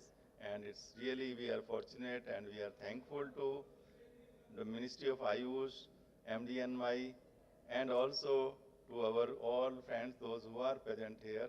They have made it this occasion a great occasion. And I think the deliberation will definitely bring some kind of change. And I think last 3 years we are celebrating, I have seen a lot of changes here in this, our curriculum, starting from curriculum, from teaching. Our students are taking a lot of interest. The certification, they got it now through our skilling program also. And most important is that the university is supposed to do some kind of research in yoga. So wherever it is required, we are putting up this yoga as an intervention in various, our research plan also. And another one important aspect which I feel is that Ministry of Ayush has also done MOU with us, and their support was actually required for us to take up forward our program, and we are in the process of establishing Center of Advanced Studies in this and in yoga sciences. And Dr. Mantusha is always mentoring us that this is the kind of thing we should go ahead, and our faculty, nutrition faculty in particular, they are very particular that with the nutrition diet, we must have this yoga as a component so that our students can also learn a lot, and not only learn, but can adopt it in the lifestyle also and have this holistic development overall. And this is the mandate given by NEP also, that we must look forward for holistic development of the children in the new education policy. This is the most important, our traditional way, and we have acquired this and as well as made a part of the syllabus curriculum, and in 23 next year onward, it will be a part and parcel of this whole thing, and they will, I think, will have different set of mind. And as far as women empowerment is concerned, this year this mandate is that how do we introduce this part, and yoga we should try to focus on women empowerment. I think I got certain information which the MDNY also was discussing about this, that how do we go about that part. And even they have introduced some part of this as a capsule as a protocol, and is being adopted by 25 crores of population in India and abroad also. That protocol has become very popular. Our good friend Dr. Baswa Reddy, he was here last 2 years, he had been coming here. He has actually taken initiative to introduce that part, and we also are going through that part, and maybe we will also do some research and intervention in that program, see the effect of that on various problems, particularly in the NCD, the non-communicable disease also. And let's see that how best we can take it. But of course, so many population is there, 25 crore may not be good enough worldwide. The 21st June, which we are celebrating Yoga Day, is now not Yoga Day for only India. It's a global Yoga Day, it's a world Yoga Day. And we have to see that the people are looking at India to take this forward, that they are trying to find out how do we do and what kind of evidences we are creating. So we have to do that part also in research and applied aspect, so that without evidence, global people will not apply this part, and we have to create that. In future, these children, they have to take more initiative. But unless we understand the value of this yoga from mental side, from psychological, from physical side, maybe we have started understanding physical, but the mental, which is more, women are under stress because of so much the different environment they have to face, maybe family environment, working environment, social environment, the other conditions which are coming up, the challenges are much more for the women. I think the people, what they say, they have created evidence also, the yoga is the solution. Yoga is it can give you the mental relaxation, it can diminish the stress part also, as well as the physical other part also. Endocrine, lot of research has been done on that aspect also, the hormonal balance, and the problems which the day-to-day they are facing can be solved by this. So I think we have to adopt this part as our lifestyle, particularly for women also. And I'm really thankful to all of you, these experts. They will give us much more input about this, and we are ready to take up some of the things. And student also, please let us have more interactive discussion also, and learn from these experts. Very difficult to get their time.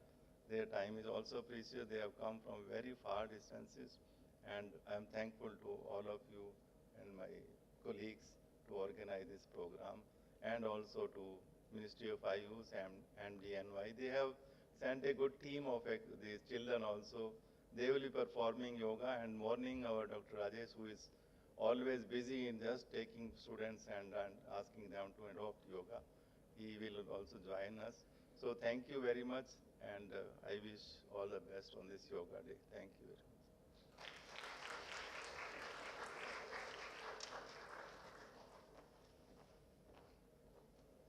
Thank you, sir. With these words, we start with the scientific session with Dr. Meenakshi Jaswal, ma'am. She is currently the head of Department of Physiology at ABVIMS and Dr. RML Hospital. She did her MD in Physiology from Delhi University in 1997, followed by DNB in Physiology in 2005. She did her PhD in Physiology from Guru Gobind Singh Indraprasth University under the guidance of Dr. Shobha Das and Professor Muhammad Fahim. Her area of special interest is cardiovascular physiology. She is a member of National Academy of Medical Sciences and Fellow of International Medical Sciences Academy. She has many of the research publications in both national and international peer-reviewed journals to her credit. I welcome you, ma'am.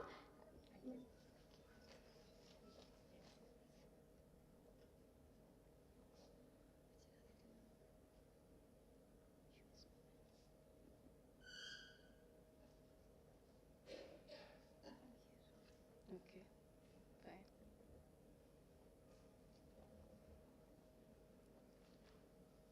Respected Dr. Khanna, Pro VC of Manav Rachna Institute, my seniors, Dr. Usha Panchwani, Dr. Sunita Saha, Dr. Montu Saha, my colleague, Dr. Snehasis, the faculties of the institute, and dear students. A very good afternoon to all of you. I am Dr. Meenakshi Jaswal. As I've been introduced by Dr. Gurseen, I am heading the Department of Physiology at ABVIMS and Dr. RML Hospital. First of all, I would like to thank the organizers for giving me this chance to speak, to present my views on this topic, Yoga, a Physiologist's Perspective. Special thanks to Dr. Usha Panjwani Madam. Madam herself is an acclaimed neurophysiologist. She has done extensive research on meditation and neurophysiology. And I consider it as a privilege that I'll be making my presentation in her presence. Yoga is the ancient pride of India. This beautiful saying very aptly describes yoga, that yoga is an artwork of awareness on the canvas of body, mind, and soul. Yoga has a universal appeal, and this was recognized, and this is the reason why in 2014, United Nations declared 21st June as the International Yoga Day. In Bhagavad Gita, yoga is described as the journey of the self, through the self, to the self.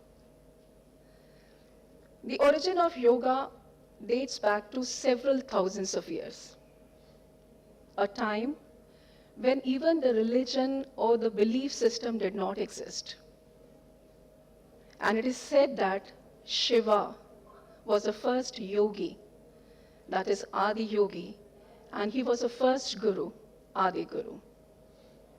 So several thousands of years ago, Adi Yogi in the hilly regions of Himalaya poured his knowledge of yoga into the legendary Saptarishis, the 7 sages.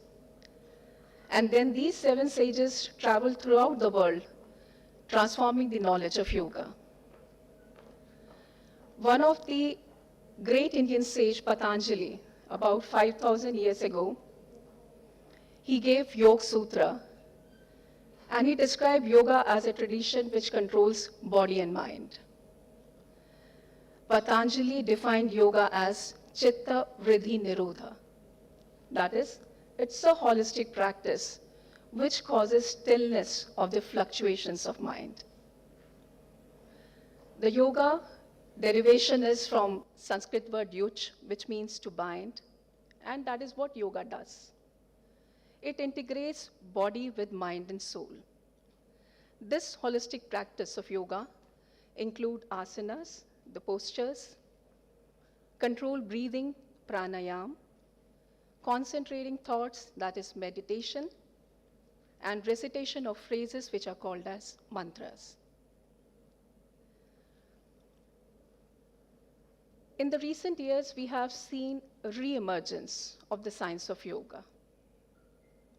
Earlier, yoga was thought to be just a physical exercise.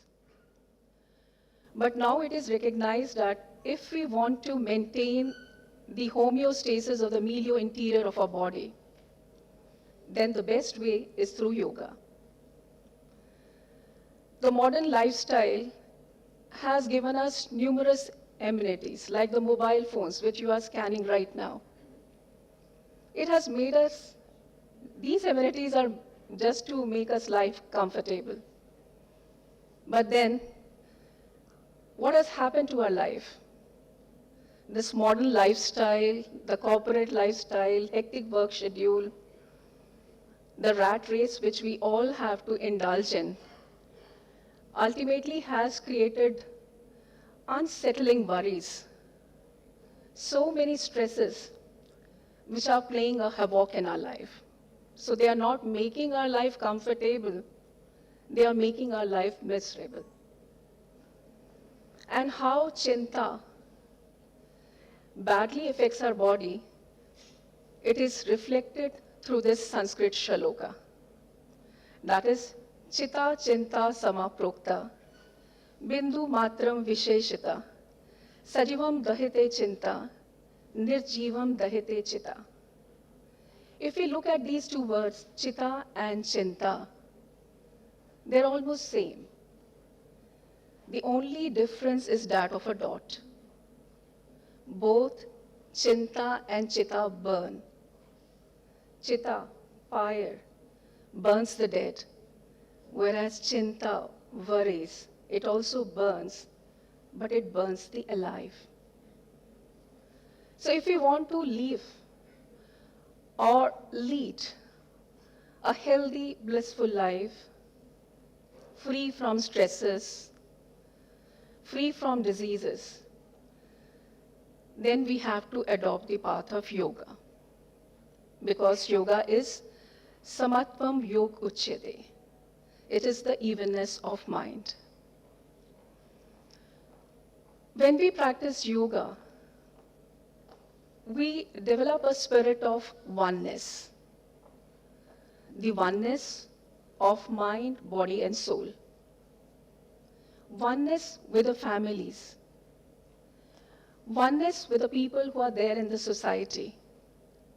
Oneness with the animals, birds, trees, the other creatures who are sharing this beautiful planet with us.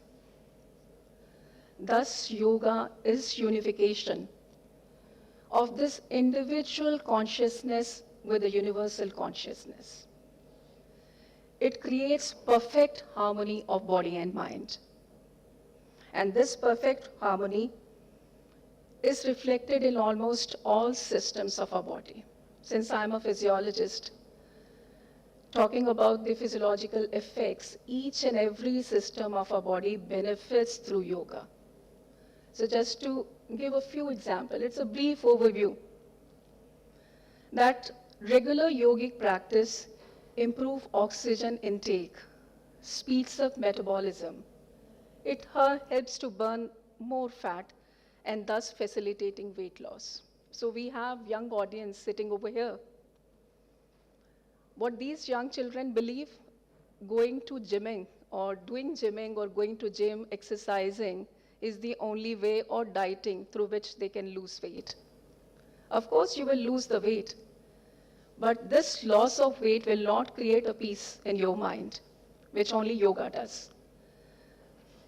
So yoga is equally effective as that of an exercise in causing weight loss, and that is why it's being used in obesity also. Then yogic practice maintain blood sugar levels, improve sensitivity to insulin. So they are helpful in diabetics. Talking about cardiovascular system, regular practice of yoga helps to lower blood pressure, heart rate, and improves sensitivity of baroreceptor reflex, thus increasing the efficiency of the cardiovascular system. It is not only this cardiovascular, but respiratory system is also benefited. So when we are doing pranayam, the controlled breathing, the regular practice of it, it results in the decrease in respiratory rate, but there is increase in all volumes and capacities. The tidal volume increases, vital capacity, breath holding time, maximum breathing capacity, they all increase, thus increasing our respiratory efficiency. As I said, yoga is chitta vritti nirodha. It stills the fluctuations of mind. It brings peace in our mind. So with regular yogic practice, there is improved mental clarity, greater sense of well-being. The persons who are performing yoga on a regular basis, their emotions are well controlled. And this results in psychological benefits like improvement in mood and social adjustment. And when EG waves are recorded in the individuals who are practicing yoga, it is noted that alpha, theta, delta waves, they increase. And this reflects a state of a relaxed mind.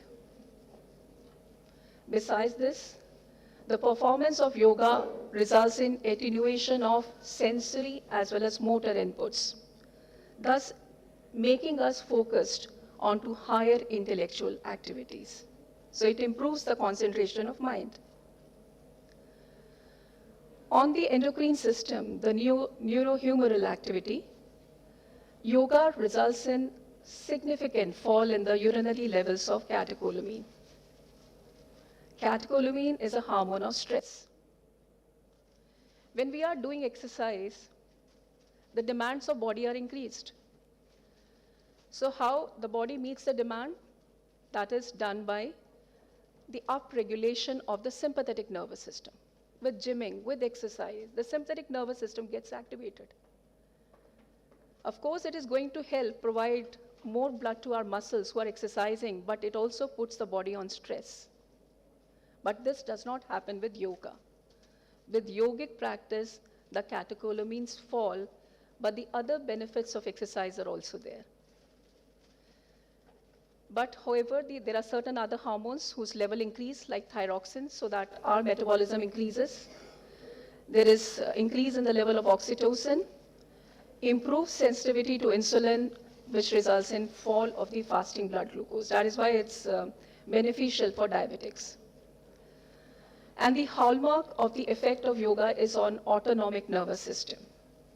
The practice of yoga brings in sympatho-parasympathetic balance with a tilt towards parasympathetic nervous system dominance, a dominance of a system which rejuvenates our body. On skeletal-muscular system, the asanas, they improve flexibility of muscles, increase joint range movement, and thus they result in improvement of endurance, strength, and energy levels. Digestive system is not far behind. Even this has good effects of yoga, that through asanas, there is increased blood flow to GIT, peristalsis increases. The whole of the GIT under the influence of the parasympathetic nervous system leads to more effective elimination. So we can say that yoga is excellence in action, or yoga karmasu koshalam. The benefits which I talked just now, they are seen in both sexes, because yoga does not discriminate between genders. What the yoga does is that it instills a sense of confidence and self-respect. And this thing empowers women. The women who are the future of the nation. And it is the empowered women who change the world. So yoga, as I said, it's not simply a physical exercise, but it's a holistic practice which nourishes the mind, body, and soul. So yoga, or through regular yogic practice, there is empowerment of the women, and there is improvement of not only their physical, but also emotional, social, and spiritual well-being. The regular yogic practice, the women experience improved physical health, hormonal balance, because hormonal imbalance is one of the challenges which women face throughout their life in the form of menstrual irregularities, pregnancy, menopause. Through yoga, the female is able to withstand these stresses in a much better way. Then yoga results in emotional well-being, a more positive outcome which develop in a female.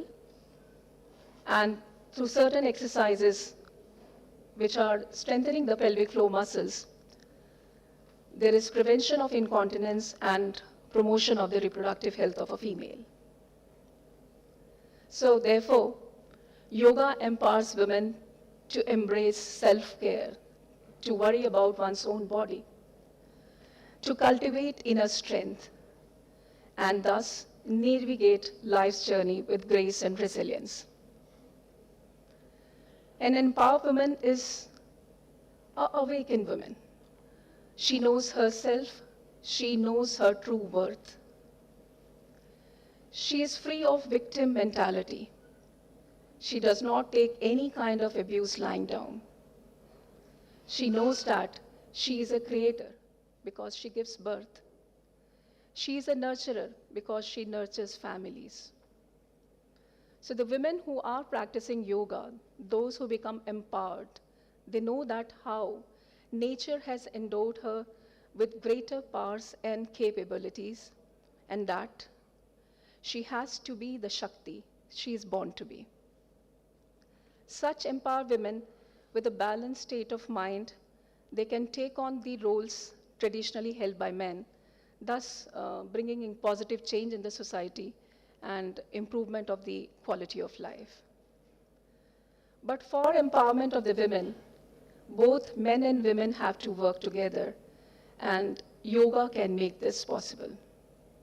It's a gift which our ancestors, sages have given us to awaken the dormant capabilities in us, to realize that universal consciousness. In the end, I would like to conclude my talk with this quote from Swami Vivekananda about yoga, that through practice comes yoga, through yoga comes knowledge, through knowledge, love, and through love, bliss. Thank you.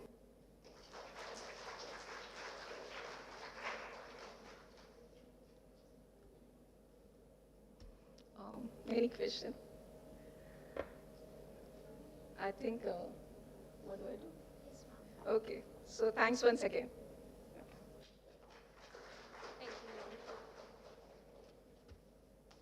Thank you, ma'am, for sharing your valuable insights about how the yoga can be used as an holistic approach for the overall women health.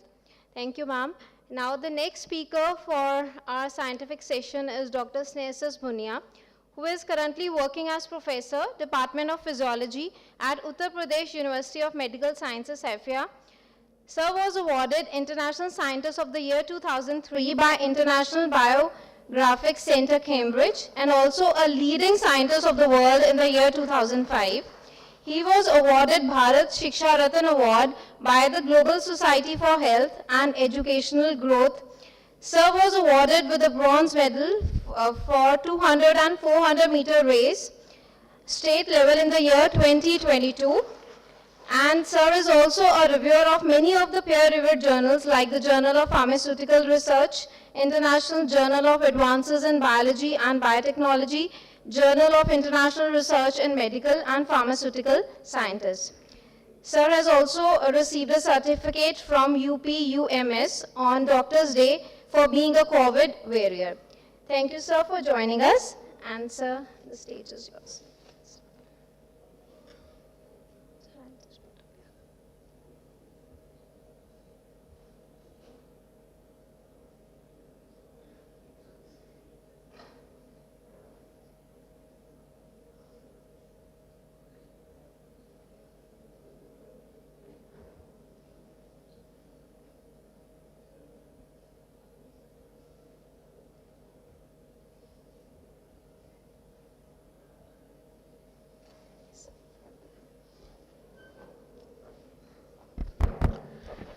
Good afternoon to all of you. Madam has already given brief introduction about me. Another one information I would like to add. I am doing PhD also in yoga with the faculty of Singhani University. Respected Honorable Pro Vice Chancellor Sir, senior faculty members, senior teachers, and my dear friend Meenakshi, my dear friend Dr. Muntu Saha, and my dear students. Today, my topic is on arterial stiffness. I think this department is Department of Nutrition and Dietetics. You know, I think, little bit about artery. So I have decided to spend some more time with this, and I hope all of you will listen carefully. Already Dr. Meenakshi has told you about physiological aspects. She has already told you about autonomic nervous system. Again, I will tell you about little bit related to autonomic nervous system and what is the role of autonomic nervous system on functioning arteries and how this system can bring you happiness in your life. Here,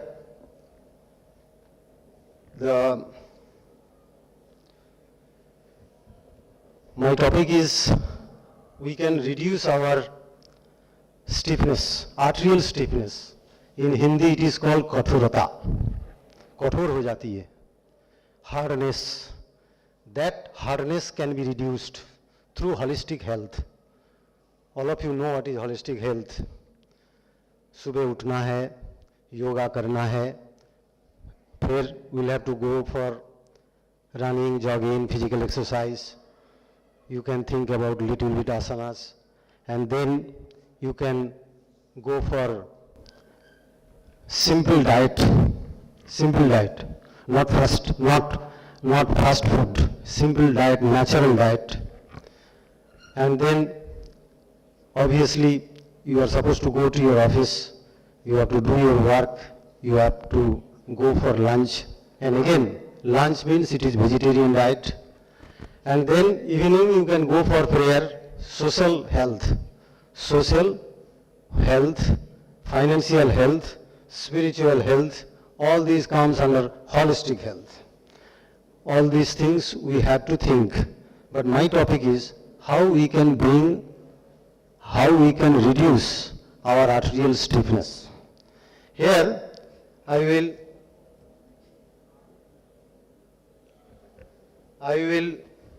show you the arteries. Here, one normal artery, all of you have heard the structure of the artery has got 3 layers.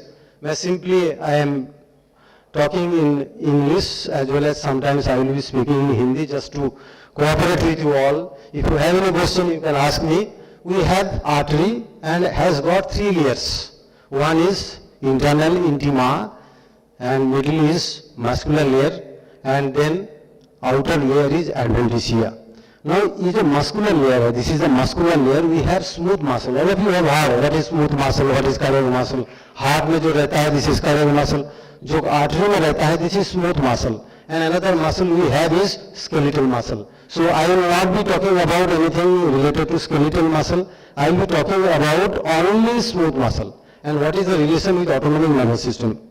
Now here, the middle layer is smooth muscle. We have smooth muscle, and this layer can be altered by deposition of fat. Fat deposit हो सकती है, or we can change the structure of the muscle fibers, structure of the muscle, smooth muscle. I am talking about smooth muscle. Again, if we talk about smooth muscle, this is longitudinal muscle and circular muscles. And this muscle will go for contraction and relaxation, All of you are familiar with systole, diastole. Systole means it is contraction and diastole means it is relaxation. So every time muscle goes for contraction and goes for relaxation. So this contraction, relaxation, I do not know whether you have gone through or not. I think you have not gone through, but still you can try to understand about what I am talking about. I am talking about the smooth muscle. This muscle will go for contraction and relaxation.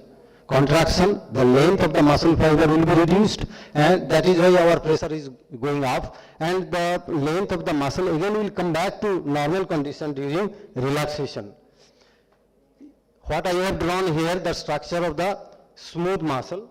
I have drawn the structure of this. I have shown the one smooth muscle fibers, and inside you can see the arrangement of actin and myosin. Why I am going to show this? Inside another diagram you can show. There is no pointer. So here you can see the action potential. Here slopes and spike potential. I will not take too much time. Just electrical event I am talking about. Without electrical event, this muscle fiber will not go for contraction as well as will not go for relaxation. And what is the resting membrane potential of the cell? All of you are familiar with the cell.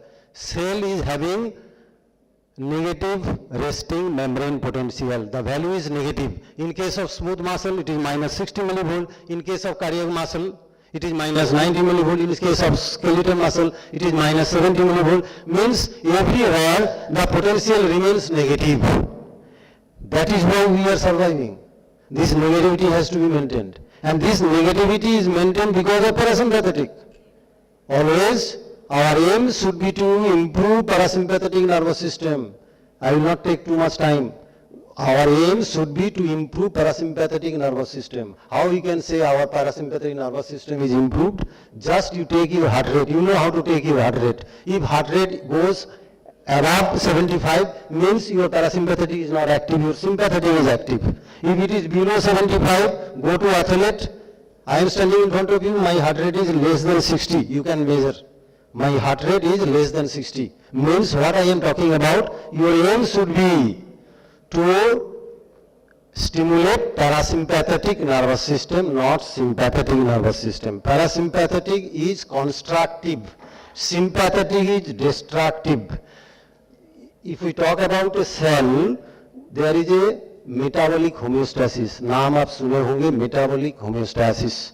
This metabolic homeostasis, if we want to maintain, then we have to stimulate parasympathetic. If we do not want to maintain, then you can think about improving sympathetic.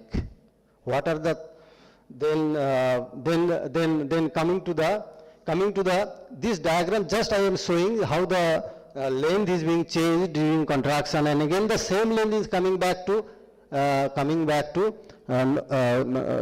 normal conditions. Normal conditions means during systole there is a contraction, and during diastole again the length is coming back to normal condition. But stiffness, again I am coming back to my topic, stiffness. Our artery gets stiff, hard हो जाती है. ये hard जो है, this hardness you can measure. There are certain instruments by which you can measure your stiffness.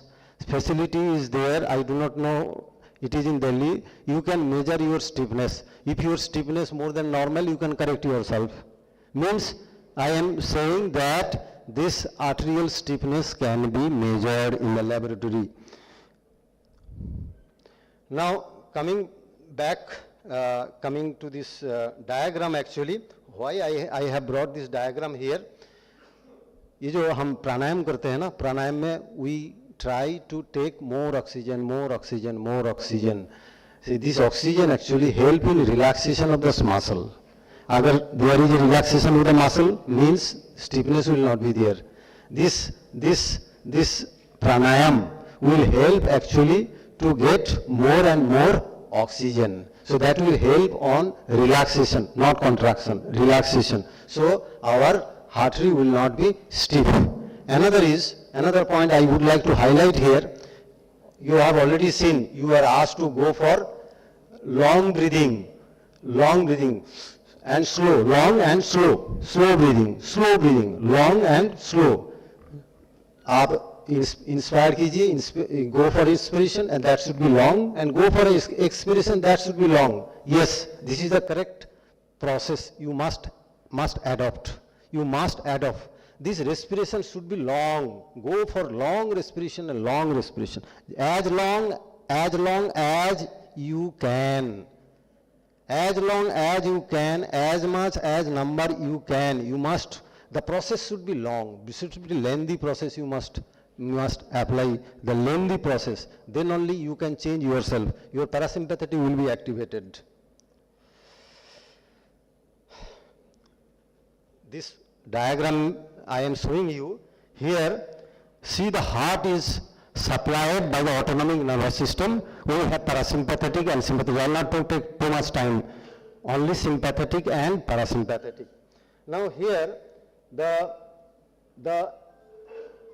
vagal nuclei, you can vagus can सुने होंगे. All of you are familiar with the vagus. Vagus is parasympathetic. It is supplying the heart. It is supplying the other organs, gastrointestinal tract, pancreas, liver, is supplied by the vagus. Vagus is parasympathetic. This vagus should be active. should be active, means parasympathetic should be active. So what we are talking about, you go for exercise, go for exercise, go for exercise, it should be regular. So what is happening? If you go for exercise, every day your pressure is gone high, and this information is being sent to the particular areas of the central nervous system.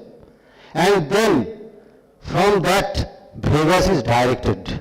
So every day you are taking exercise, the information is sent to the central nervous system. There are specific areas, I do not know slide is there or not.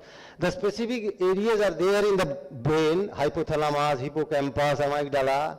Specific areas are there, and these areas are getting informed every day, and ultimately all these areas will activate the parasympathetic. So your vagal tone will be improved, your heart rate will come down, your pressure will come down, you will feel very happy.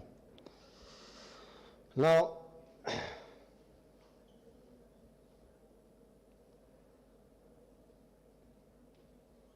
actually all slides have not appeared here. Here already I have told you that parasympathetic role of parasympathetic is systematic. Role of parasympathetic is systematic. So all activity of parasympathetic, sympathetic both are there. In this slide you can say systemic metabolic activity is done by the parasympathetic, not sympathetic. Here one slide, you must see this. I am showing this your reproductive cycle. Please remember why I have brought this slide here. You know that normal duration is 28 days. In this first half, there is a estrogen, and second half there is a progesterone. First half, this is estrogen, and second half is progesterone. Estrogen is stimulatory for parasympathetic, and progesterone is stimulatory for sympathetic. Again I will repeat, the estrogen is stimulatory for parasympathetic, and progesterone is stimulatory for sympathetic. Why I am showing is, there is a role of autonomic nervous system on your reproductive cycle. So this is the instrument by which you can measure your stiffness. You must come to know what is your stiffness. Actually all slides have not appeared here. No problem. But here I would like to thank organizers specially invited me for this wonderful ground where I have been speaking. And again I am thank you all for your patience hearing me, and I believe that I am a student also, I am doing PhD at this stage, and I believe that you will at least accept what you have to do. You have to go for regular exercise, and you have to improve your parasympathetic, not sympathetic. You will come to know why your parasympathetic is improved or sympathetic is improved from taking your simply heart rate. आप heart rate major कीजिए, heart rate से आपको पता चल जाएगा your parasympathetic is improved और sympathetic is improved. अभी बैठे बैठे आप हार्ट रेट लीजिए, आपको पता चल जाएगा your sympathetic is improved, sympathetic is stimulated. It is the natural phenomena. Sympathetic always remains stimulated, but your aim should be to stimulate parasympathetic. Thank you all.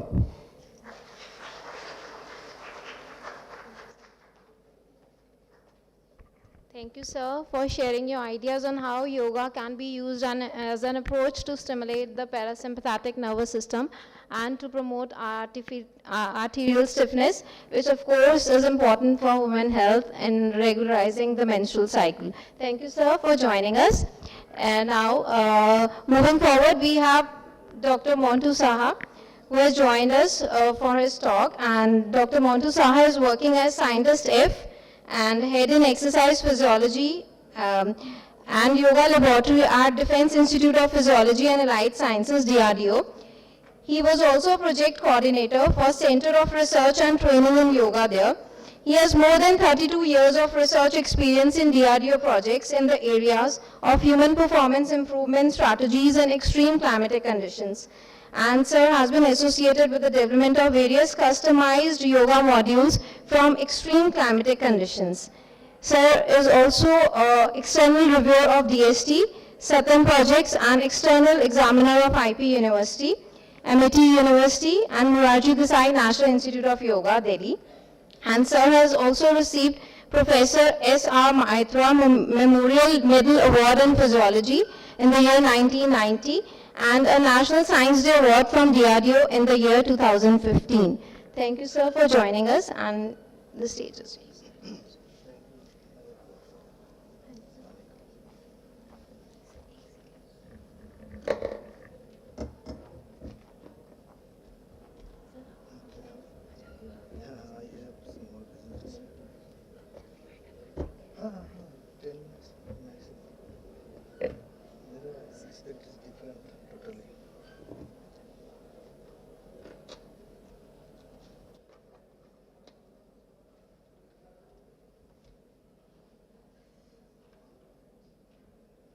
Put it online, huh?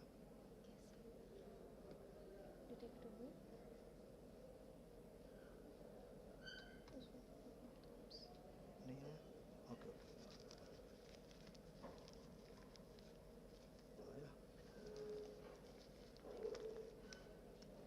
आया? हाँ, ठीक है, okay. ठीक है, बड़ा कर दीजिए।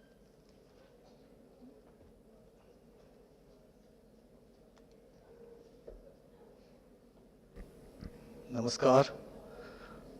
I am thankful to the organizer, my sir, respected Pro-VC of Manav Rachana University, Professor G.L. Khanna, coordinator Dr. Gursin, my ex-colleague Madam Panjwani, and my classmate Dr. Bhuiya, and present all my seniors and students. Today, countdown of the health festival, Holistic Health Festival has started, and it's the 84 days to finish.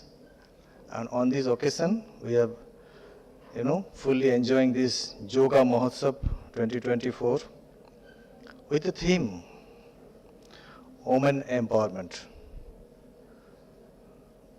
I associated with this yoga project so many in my institute in DRDO, scientific validation and customization of yoga from Siachen to submarine and Antarctica to space astronaut. I can only say in a very short form that yoga may be considered as a zero budget wellness module. इसमें कोई budget लगता नहीं है. And you can be healthy from the core of your inner engineering. Okay. But morning when I came, I found that the yoga session was going on, and students of both male and female, they were practicing yoga.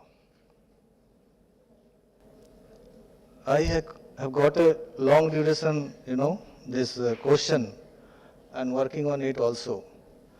As all we know, there is a morphological, systemic, physiological difference between male and female, boys and girls, from the very birth. Do we have any customized yoga model for girls, especially to overcome their distress, their different hormonal changes, what they, realizes? Is there any scope to take this project, scientifically validated yoga model only for women? That's the question. Challenges, and today I'll be coming slowly one more thing, but before that I must say something that yoga in the world, the ancient Indian culture for maintaining holistic life, and if we talk about women empowerment, it is also, from our country, from Ma Durga to Gargi, Maitri, and then Indian National Army, Jhansi, regiment led by Lakshmi Sehgal. We all know, I think. There's a women empowerment. And last but not least, that recently we have seen the example of women empowerment is the Chandrayaan by Dr. Ritu Srivastava. So we must proud and we should celebrate this carry forwarded of women's empowerment and yoga in our country especially. But, you know, percentage-wise, this carry forwarded not taken significantly, you know, upliftment. So here, I'll go in the next slide. That is today's program. And my topic is yoga for women empowerment through health and mindfulness. I'll consider only yoga with respect to women. Okay. But yoga has got, you know, three types of intervention. One is therapeutic, preventive, and promotive. Mainly in our traditional aspect, it is the preventive. But we have taken nowadays 90% as a therapeutic. So preventive is the best way, but therapeutic is not the, you know, you are doing yoga, but you are going to rectify it as a rehabilitation process or something recovery process. So here I'll be talking only on this thing. So now how important is yoga for women in today's world? This is all I have taken from some, referred journal or some newspaper and all these things. So this is the how important is yoga for women in today's world. How important? The thing is that in, it is not cut, okay. How does yoga helps women empowerment? Yoga is a comprehensive, there is a statement given by Secretary Ayush 2024 on the occasion of this Yoga Mahotsav. Is a comprehensive instrument for empowering women, encompassing their physical, mental, emotional, social and spiritual well-being. Lot of things has been talked. Physical. We have to measure their physical performance with respect to their aerobic, anaerobic and oxygen depth at their oxygen consumption level. So there are few studies have done, and in my institute has been done tremendously on this thing. Then mental, emotional. There are a lot of biomarkers and neurotransmitters to be studied, especially on female for mental and emotional, because mood swing is also one of the main aspects of women in yoga. Then social and spiritual well-being. The new dimension of research has emerged that neuronal brain wiring of male and female is different. And it has been taken, proven fact, that women are especially pioneer and very effectiveness for multitasking job, where males are not over there, because their brain wiring with the two hemisphere is different as MRI reported. Okay. So empowered women take on roles as leaders, educators and advocates for change, promoting inclusivity, diversity and empowerment across society. So, when we see that there is a leadership from the female, so we find generally sympathetic, understanding and easily manageable. That is to be, because my next slide is on that. So it is a very flexible way, and the working, ability, working production rate, all these things going peak. And so that there is a, Chandrayaan 3, what example I have given, women empowerment. Lot of are there, but few example I have given because short of time. Now I'll come one by one, is a very, scientific way of how female empowerment and yoga are related. How yoga helps women? Okay, this is a very million-dollar question. Benefits yoga for women is through regular yoga practice, women not only tone their core legs and arms, but also cognitive and sense of mental resilience and determination, empowering them in various stages of their lives. So it is also true. Then there are, so many points are there. These all points are related to only women and the benefit of yoga. It is not readable, but I can give you them to you. This is related to research work done, yoga for female and their benefit aspect. Here you can see this another journal, importance of yoga for women's health. Nowadays it is coming, and lot of research work is going on about their health, about their impact on yoga, the effect of yoga on stress, anxiety and depression in women. So this is also there. And here you can see the conclusion is that yoga has an effective role in reducing stress, anxiety and depression. Thus, it can be used as complementary medicine. So this is the research work have already been done, but we have done research work totally on soldiers, and that is on male soldiers, because it is to be done in later stages of our project. That how it differs, my first question is that how it differ in female than in male, because there is a lot of hormonal changes and distress, physiological condition, what they face. Now here is also that relevance of yoga in women life. Relevance of yoga in women's life in lot of aspect is there. Their, hormonal changes, their flexibility, their physical fitness, their obesity, fat deposition, their stress level, and their lot of neurotransmitter variations, their biomarkers. All these things are there because physiologically, if you know both, that there is a clear difference of their physiological systemic parameters. Now here also you can see the effect of on pain, brain-derived neurotrophic factor and serotonin in premenopausal women with chronic low back pain. So these are the changes. They can only, realizes what male cannot. So that's what I just interested on. There should be a specifically scientifically validated yoga module for females. And here research-based applied psychophysiology yoga for women's health. The study has been done by Patanjali. And here also see the cognitive behavioral therapy for insomnia, mindfulness and yoga in patients with breast cancer with sleep disturbance. A literature review has already been done. And a paper also from our side will be coming in next few months. The distress level, how it affects positively by, practicing customized yoga model. Maybe within 2-3 months, it will be coming in our from domain on yoga for girl students. Okay. Now, health benefits by yogic practices. So the whole slide will tell you how it is affect science of systemic fitness. Here we record all online parameters right from cardiovascular, cardiorespiratory, oxygen consumption, their EEG, their EMG, their SpO2, heart rate, blood pressure, everything we do record. Activation of all the body system. When you do yoga, your body all gets activated, and it gives the different, best of preventive way for healthy living. As all we know, if we practice yoga, it will boost your immune power, it will boost your, good sleep and interpersonal behavior by improving your cognitive function. All these things have been proven, and you can get it in the literature also. Because we have shown that those who practices yoga, their immunity level, vitamin C, E and antioxidant improves naturally, significantly. Okay.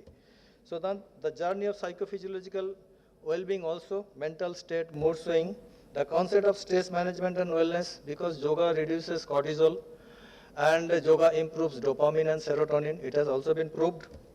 Improves performance in extreme environments, yoga, what we have seen for soldiers, that it improves their performance in the extreme high altitude, desert and jungle environment. Health benefit for recovery rehabilitation.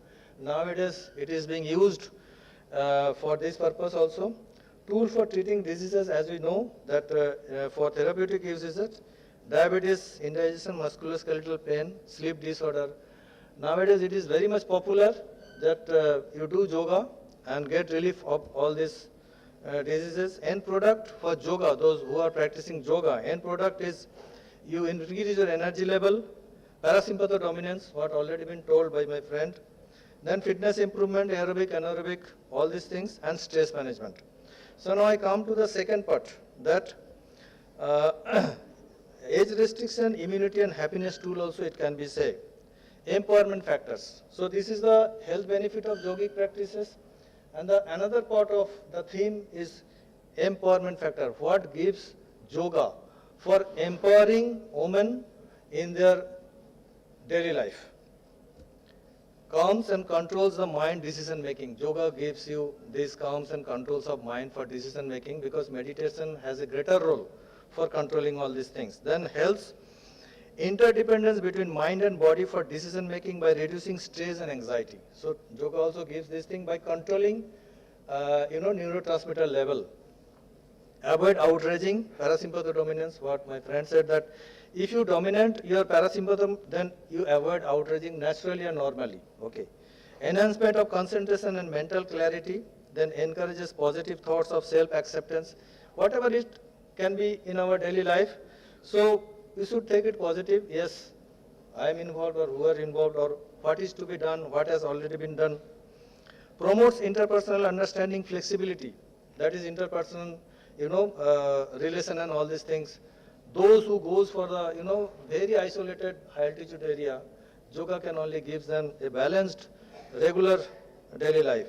Coping with climatic environment like cold, heat, microclimate, like, space craft and all these things. There are so many areas are there. There, yoga can, the only way, without any side effect, cope with the climatic conditions. Maintaining optimum physical fitness, as I said, it has been taken directly on their metabolic parameter. Then coordination skill, discipline, style life. So this is also added those who practices yoga in regularly. In summary, evidence shows that regular practice of asanas, Surya Namaskar, Pranayama, meditation provides the practitioner with optimum physiological homeostasis, more physical flexibility, muscle strengthening, increased vitality, delineated psychological stress, reduced cardiovascular risk, better lung function, and improved endurance capacity. This all has been published in a data form in the journal from our institute. Thank you so much for patient listening.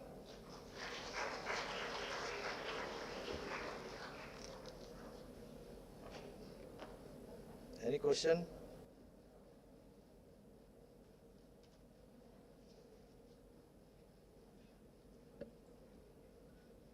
No question.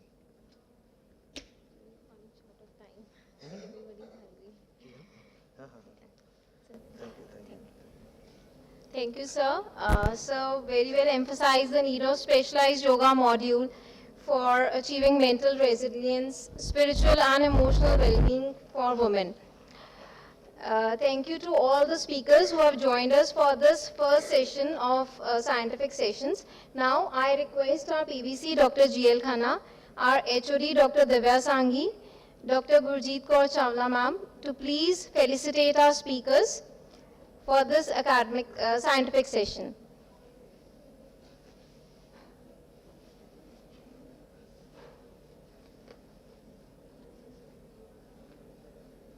I request Dr. Usha Panjwani ma'am also to join us on the stage.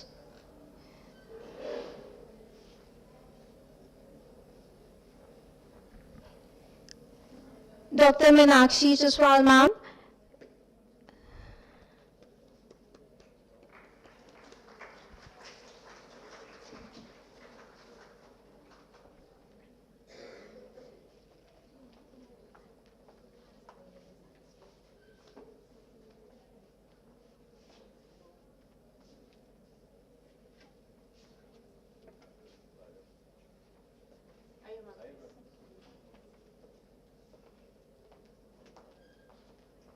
I request Dr. Sunita Mandal ma'am also to join us for the felicitation ceremony.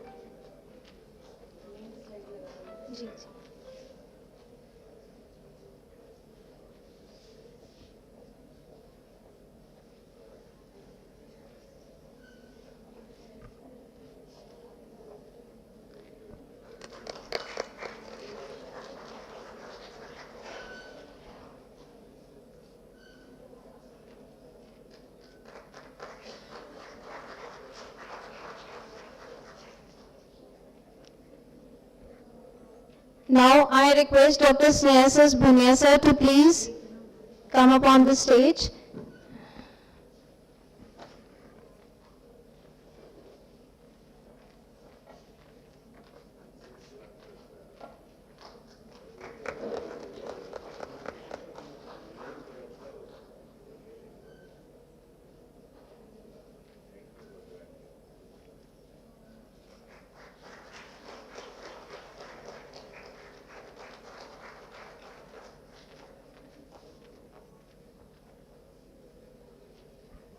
Now I request Dr. Montu Saha sir to please come up on the stage.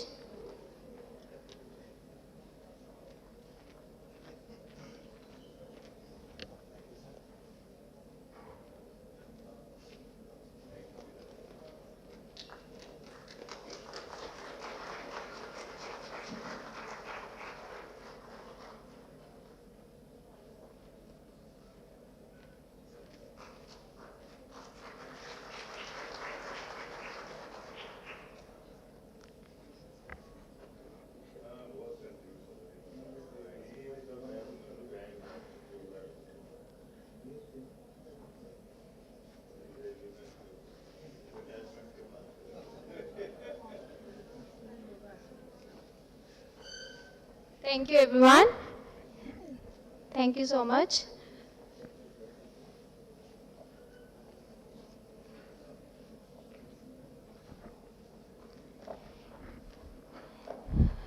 And yes, now we have a team of students from Haryana Yoga Ayog who would be performing yoga asanas for you all.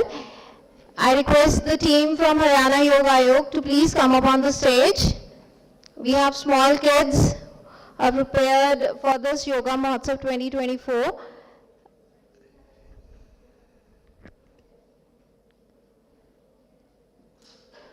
Give a huge round of applause for them.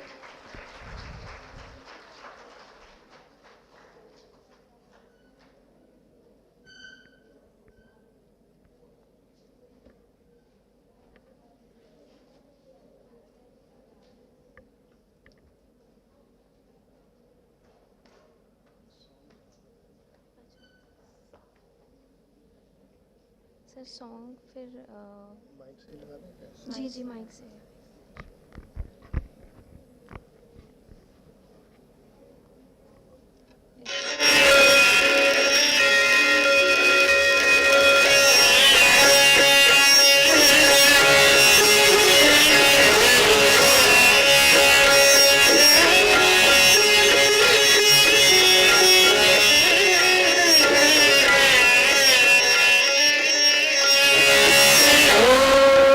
Syambara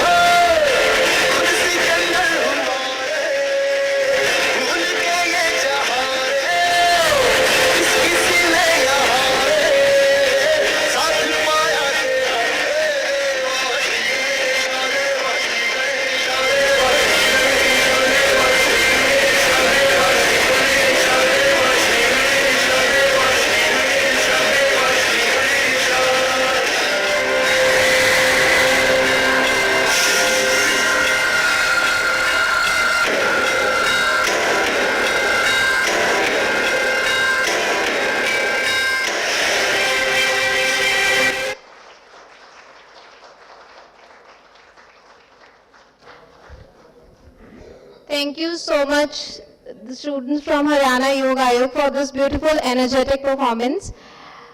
Now coming up next, again we have another performance lined up by Sarvang Yoga team. I request the team from Sarvang Yoga to please come up on the stage.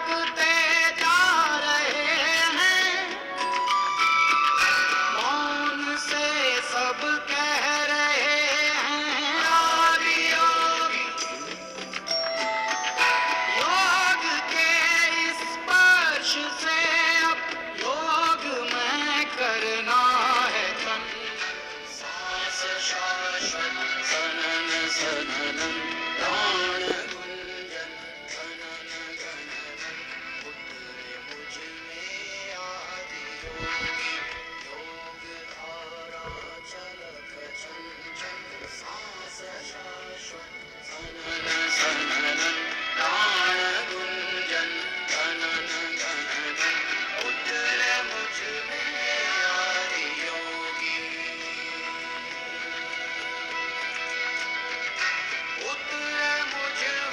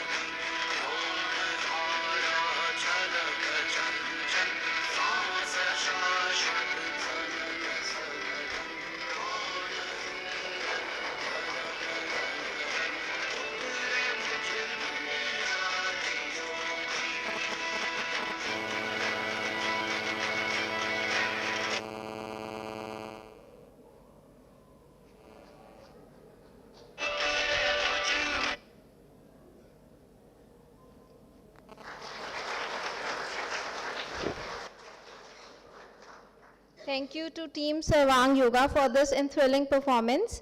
Definitely the environment is filled with energy after this beautiful performance by the team. Now I request our PVC Dr. GL Khanna sir, our HOD Dr. Divya Sanghi, Dr. Gurjeet Kaur Chawla ma'am to please join us on the stage to felicitate our teams of Haryana Yoga Ayog and Sarvang Yoga.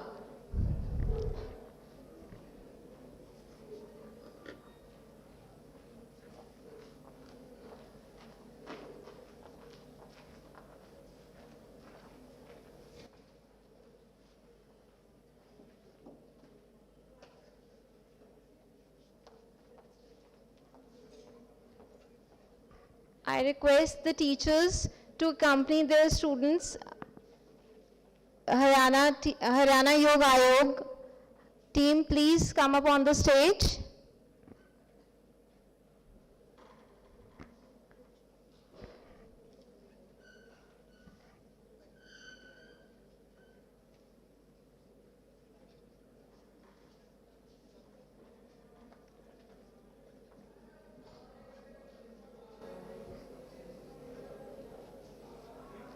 The students, please join us on the stage.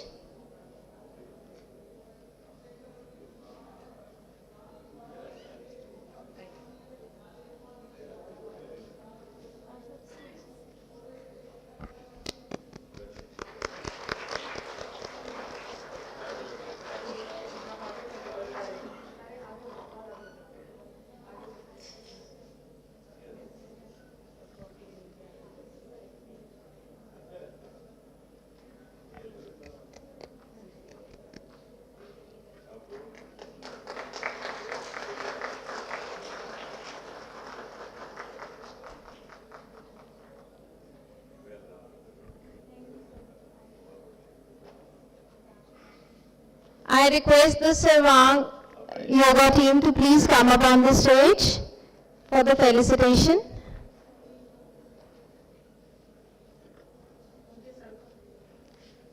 I request the teacher also to join.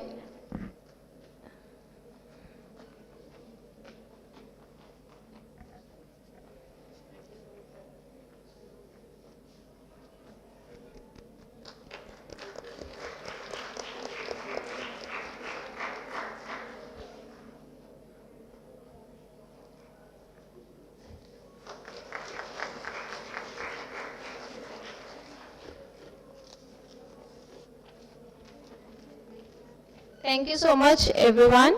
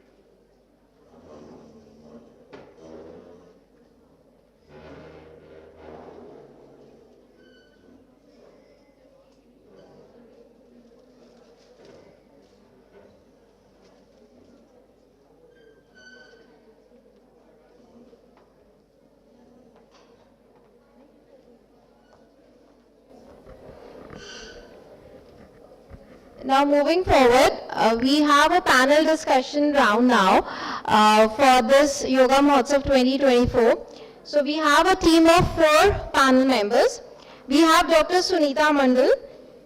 Dr. Sunita Mandal has been an undergraduate of Maulana Azad Medical College and postgraduate student of Lady Hardinge Medical College. She joined the institution as postgraduate in 1988 and as faculty in 1995. She has been serving continuously in the Department of Physiology at Lady Hardinge Medical College for the past 35 years. Currently, ma'am is the head of Department of Physiology at Lady Hardinge Medical College. Dr. Mandal is keenly interested in teaching of physiology to undergraduate and postgraduate students. Ma'am has more than 52 full-length research papers published in index journals. Dr. Sunita Mandal has been a co-investigator in WHO-funded project entitled Comparative Evaluation Study of Integrated Yoga Practices versus Conventional Medical Treatments for Management of Health Disorders, and DST project, Effect of an Integrated Yoga Program on Stress, Mood States, Sleep Quality, Symptom Severity, Quality of Life, and Clinical Outcomes in COVID-19 positive patients undergoing conventional treatment. Ma'am was awarded Dr. Gauri Bazar's Malik Research Grant at Lady Hardinge Medical College for conducting research in allergy and immunology. Thank you very much, ma'am, for gracing the event with your presence. I request ma'am to please come up on the stage and please be seated.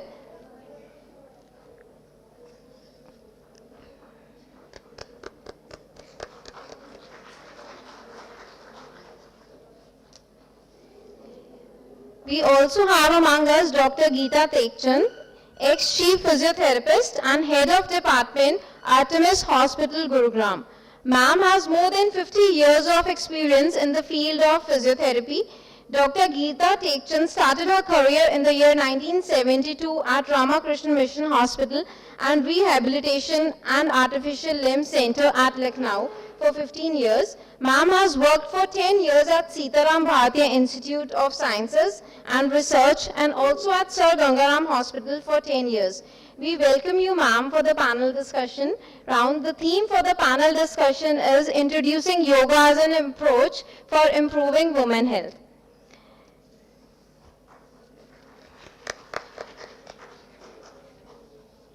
The third panelist with us is Dr. Indu Sharma, who is working as Assistant Professor in the Department of Yoga Education, Morarji Desai National Institute of Yoga, New Delhi. Ma'am is a member of Society International Yogasan Sports Federation, New Delhi, and Indian Yoga Association. Ma'am has many awards to her credits, like the Gold Medal Award in Inter-University Yoga Competition, and also MS Government PG College Rishikesh in the year 2000 and 2001.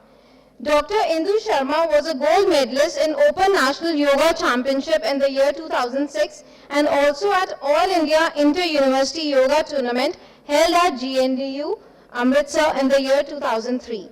Ma'am has been felicitated by ABB India Limited at their Employees Welfare Society program at Vadodara, Gujarat. And importantly, ma'am is a yoga expert with national TV channels, Pragya and Sanskar. Thank you, ma'am, for joining us.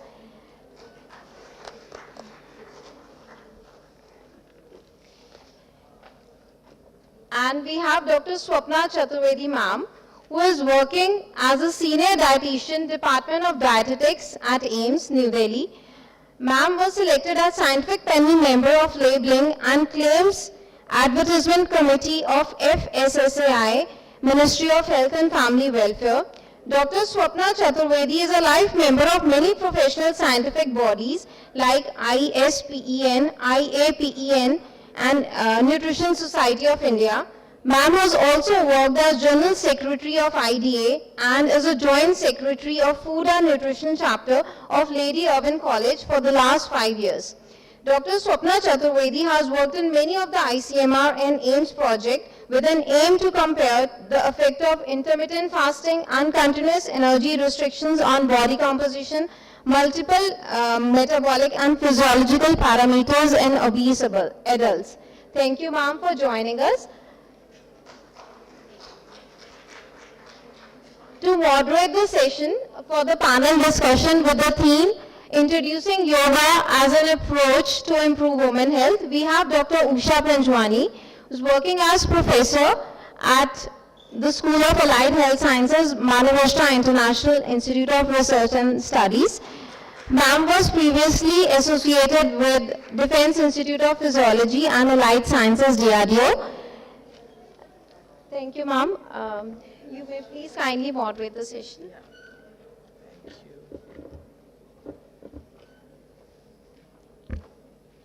So, good afternoon, ladies and gentlemen, and our dear students, our PVC and the esteemed faculty of Manav Rachna. So, today we have, as we know, we have gathered here today to celebrate the countdown to the International Yoga Day, which is on the 21st of June, held every year. So, Manav Rachna has been hosting it regularly. This countdown event. So as we know, the topic of today is yoga in enhancing health of women. Today's woman is a multitasker. She's not just a wife, a mother, a sister or a daughter. She is also a very responsible career woman in all the walks of life. So it's, you know, it's not wrong to say that she is the root of the tree of society. And if the woman's health is good, physical, mental, emotional and psychological, if the woman's health is good, the health of the community is good. So with this topic, with this important topic, may I now request Dr. Sunita Mandal, my dear friend, who is quite a well-known, she's a well-known physiologist, who is the head of the Department of Lady Hardinge Medical College. So I welcome Dr. Sunita. She will set the ball rolling. She's the first speaker.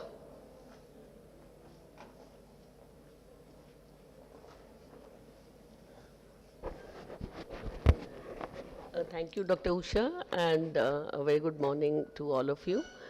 And I thank the organizers and the Pro-VC for inviting me for the panel discussion today. And as the topic,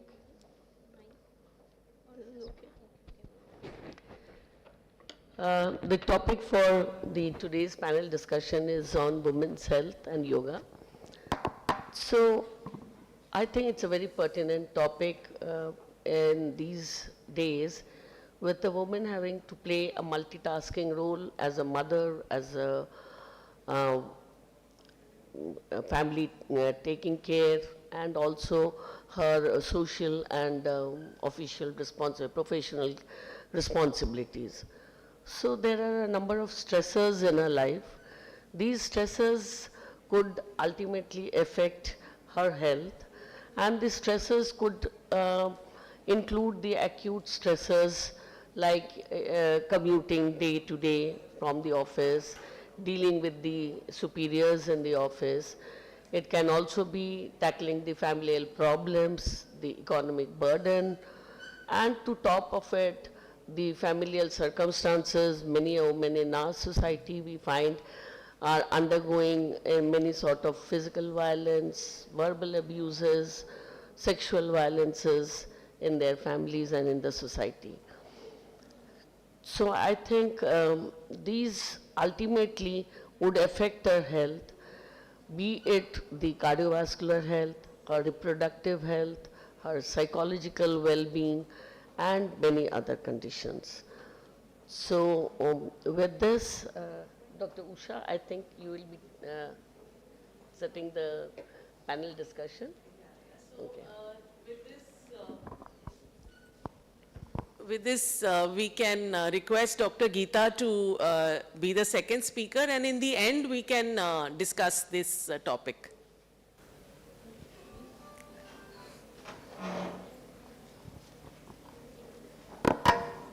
Thank you.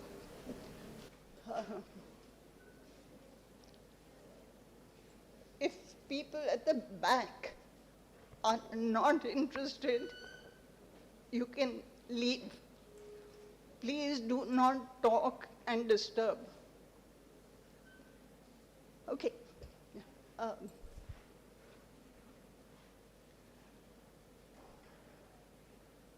Physical therapy is my field, but how many people here are identical? Anybody? So it's like saying different shades of gray, different shades of blue, different shades of pink. I mean, it's all different. So we keep talking about the body mobility, body strengthening, body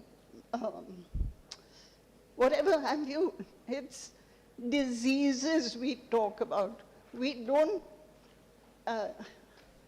give much emphasis to the mind.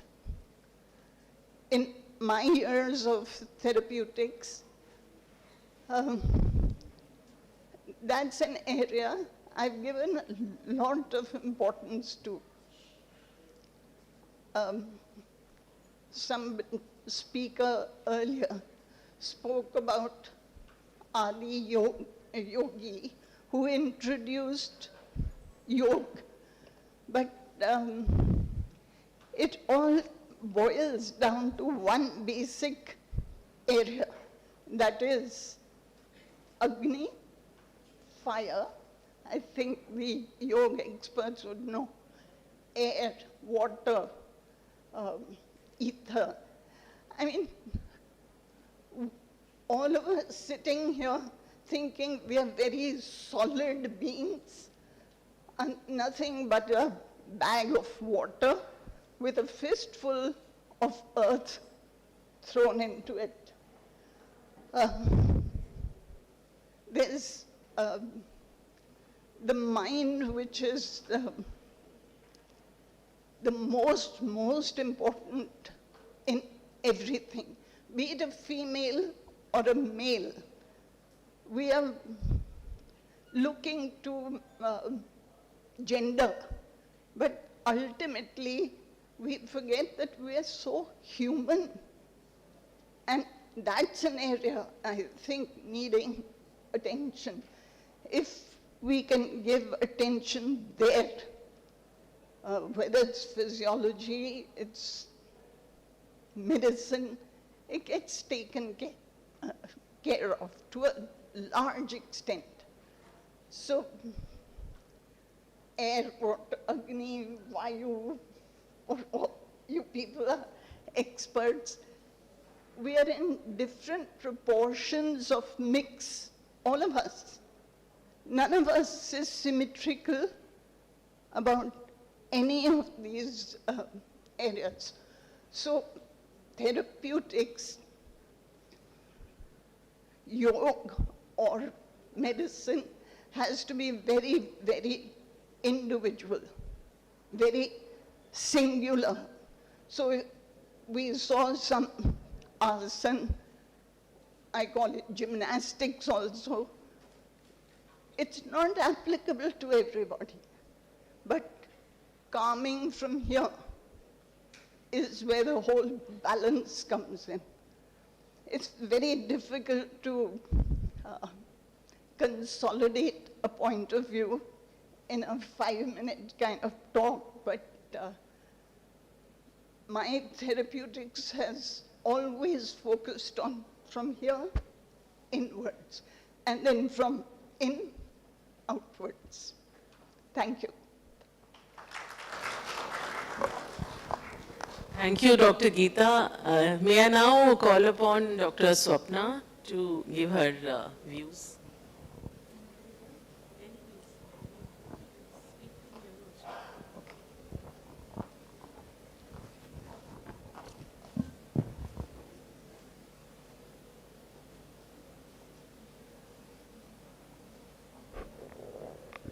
Very good afternoon to everyone. सबको मेरा नमस्कार.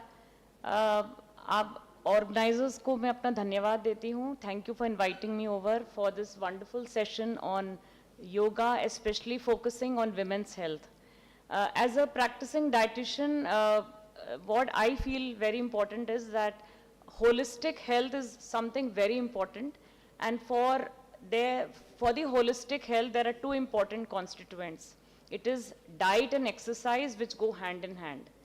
Exercise में हम लोग ने देखा कि योगा कितना महत्वपूर्ण चीज़ है, और एक्सरसाइज यहाँ पे और भी यंगस्टर्स हैं जो हो सकता है योगा के अलावा और भी एक्सरसाइजेस करते हों, बट योगा जो हमारा एंशियंट टाइम से चला आ रहा है and is a very very important part of our exercise schedule, and it is so wonderful to have watched the young girls perform and motivating us to, you know, to do yoga, which I'm sure most of us are doing in some way or the other. The important part is the diet part, which I feel is very important to keep us healthy. जो पौष्टिक तत्व हमारे शरीर में जाते हैं वही हमको अच्छा स्वास्थ्य देते हैं, और उसके लिए संतुलित आहार जो सबसे बेसिक चीज़ होती है हमारी लाइफ में होना, वो बहुत ज़रूरी है. मैं अपने यहाँ पे जितने भी बैठे यंगस्टर्स हैं उनको बस एक इम्पॉर्टेंट मैसेज देना चाहती हूँ कि संतुलित आहार जो घर का बना होता है वो सबसे अच्छा, सबसे पौष्टिक और सबसे ज़्यादा संपूर्ण होता है अपने आप में. संतुलित आहार का मतलब है बैलेंस डाइट में हमको सारे खाद्य पदार्थ इंक्लूड करने चाहिए. उसकी सिलेक्शन हमारे लिए बहुत ज़रूरी है.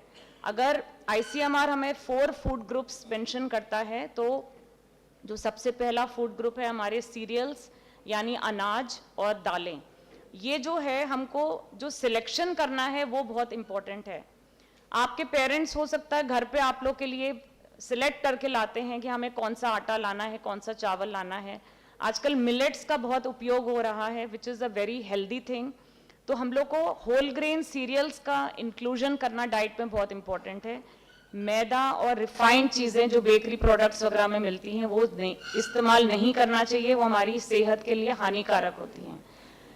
दालें हमारे लिए बहुत अच्छा सोर्स है प्रोटीन का, and we should include good amount of and good quality of proteins which comes from milk and milk products. Especially because we are focusing on women's health, I would like to comment that most girls and women have the lowest amount of calcium-rich products in their diet. Can you please raise hands how many of you drink at least half liter of milk on a daily basis? I'm sure there are just very few people who have at least half kg of milk and at least drinking milk. It is so important from women's point of view, women's health point of view, that you include calcium rich sources, and iron deficiency also has to be taken care of. So fruits and vegetables form another food group, which it is very important to include all fruits and vegetables. Multicolored sabzi और फल खाने से हमारी immunity भी बढ़ती है, and we get lot of antioxidants, rich vitamins and minerals which boost up our immunity and also take care of our mineral deficiencies, especially in women's health. Something like iron deficiency is taken care of, and it is very important not to have lot of tea and caffeine products along with your food, because that hampers your iron absorption. Vitamin C rich sources भी लेना बहुत ज़रूरी है क्योंकि वो हमारी iron absorption को promote करता है. So we have to follow some of these simple tips. When it comes to sugar and fats and oils category of foods, that is something which we have to keep in mind. हमें चीनी और वसा ये दो पदार्थों से थोड़ा सा सावधान रहने की ज़रूरत है, क्योंकि इनको ज़्यादा लेने से हमारा वजन बढ़ सकता है. And I'm sure young girls are very conscious of their figures, so it is very important that junk food has a lot of fat, especially trans fat, which is a very deleterious kind of a fat, very dangerous. Because उससे हमारे cardiovascular problems, hypertension, जब wait बढ़ता है तो हमारी hypertension और भी NCDs, हमारे नॉन कम्युनिकेबल डिजीजेस बढ़ते हैं.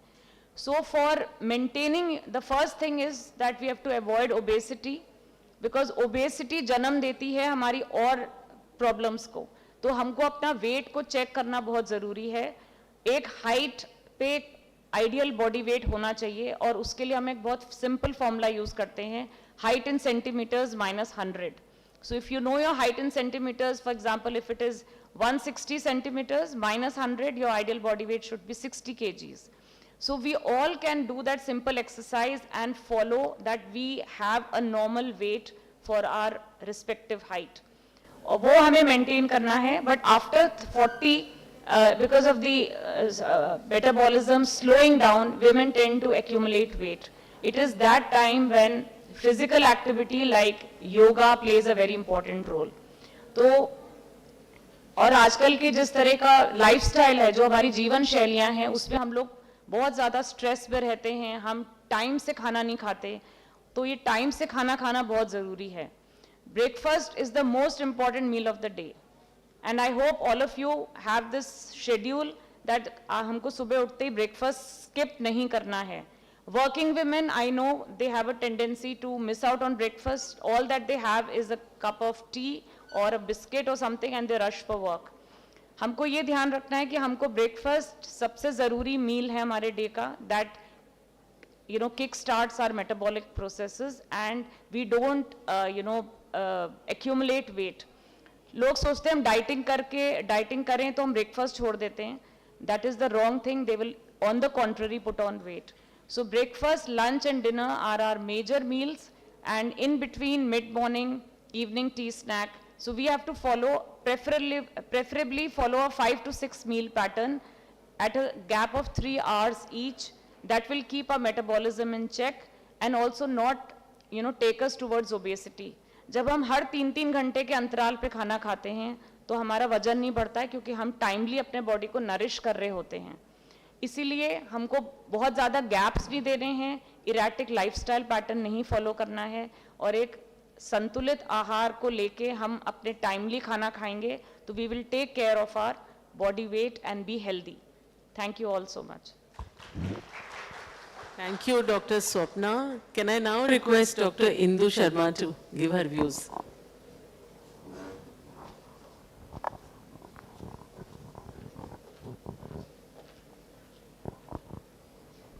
ओम श्री गुरुचरण कमलेभ्यो नमः. मंचासीन नारी शक्ति को मेरा प्रणाम. जैसा कि मैं देख पा रही हूँ, इस सभागार में नारी शक्ति का दबदबा है. ज़्यादातर नारी शक्ति ही इस सेशन में सम्मिलित है. आप सभी को मेरा प्रणाम. उपस्थित समस्त महानुभावों को, वरिष्ठ पदाधिकारी गणों को मेरी तरफ से सादर प्रणाम. जैसे कि आज सभी को अवगत है, ये सेशन वुमेन हेल्थ के ऊपर बेस्ड है. जो शक्ति, नारी शक्ति है, हमारी भारतीय संस्कृति उसका प्रतीक है, उसकी गवाह है कि समस्त देवता भी अपनी शक्ति के बगैर अधूरे हैं. अगर हम योग की बात करें तो फिलॉसफी की चर्चा होती है. सांख्य फिलॉसफी में प्रकृति पुरुष का वर्णन हमें मिलता है. वहाँ पर भी हमें इस बात की जानकारी मिलती है, प्रकृति के बगैर सृष्टि उत्पन्न नहीं हो सकती. जो उत्पत्ति करने की क्षमता है वह मात्र एक प्रकृति पे है, जिसे शक्ति के रूप में दर्शाया गया है. तो वही शक्ति का स्वास्थ्य हम कैसे उत्तम रख सकते हैं, जो कि जननी है, उत्पत्ति की क्षमता जिसमें है, उसकी चर्चा आज हम यहाँ पर करेंगे. और चूंकि योग के माध्यम से उस शक्ति को, उसके स्वास्थ्य को कैसे बनाया जा सकता है, इसकी चर्चा करने के लिए हम यहाँ उपस्थित हुए हैं. मुझसे पहले के वक्ताओं ने प्रूफ के साथ इस बात को सिद्ध किया है कि निश्चित रूप से शारीरिक, मानसिक, सामाजिक और आध्यात्मिक स्वास्थ्य योग के माध्यम से प्राप्त किया जा सकता है. योग की विभिन्न पद्धतियां, जैसे कि हमने अभी कुछ देर पहले छात्राओं के माध्यम से, छोटे छोटे बच्चों के माध्यम से प्रदर्शनी के रूप में जाना कि बहुत सारे शारीरिक क्रियाकलापों से हम उत्तम स्वास्थ्य प्राप्त कर सकते हैं, जिसको हम आसन के अंतर्गत बात करते हैं. कुछ प्राणायाम की चर्चा भी इस बीच हुई कि कुछ श्वासों की लेने छोड़ने की गतिविधि को विशेष रूप से किया जाए तो हम उत्तम स्वास्थ्य को प्राप्त कर सकते हैं. वो उत्तम स्वास्थ्य शारीरिक, मानसिक, आध्यात्मिक, सामाजिक हर एक रूप में फलीभूत हो सकता है. लेकिन मैं ये बताना चाहूँगी कि हम अपनी जानकारी को केवल आसन प्राणायाम तक सीमित ना रखें. योग ऐसी व्यापकता लिए हुए है, व्यापक अभ्यासों को लिए हुए है. अष्टांग योग के रूप में अगर हम उसको जानते हैं तो हम वहाँ देखते हैं कि 8 अभ्यास उससे जुड़े हुए हैं. यम, नियम, आसन, प्राणायाम, प्रत्याहार, धारणा, ध्यान, समाधि. समाधि बहुत उच्च अवस्था है. अगर हम अपने दैनिक जीवन में, अपने व्यवहारिक जीवन में योग को अपनाने की बात करते हैं तो हम निश्चित रूप से आसन को अपनाएं, निश्चित रूप से प्राणायाम को अपनाएं, लेकिन उन वैल्यूज़ को भी ना भूलें जो आधार है. यम और नियम के रूप में हम उन्हें जानते हैं। अहिंसा, सत्य, अस्ते, ब्रह्मचर्य, अपरिग्रह, शौच, संतोष, तप, स्वाध्याय, ईश्वर प्रणिधान।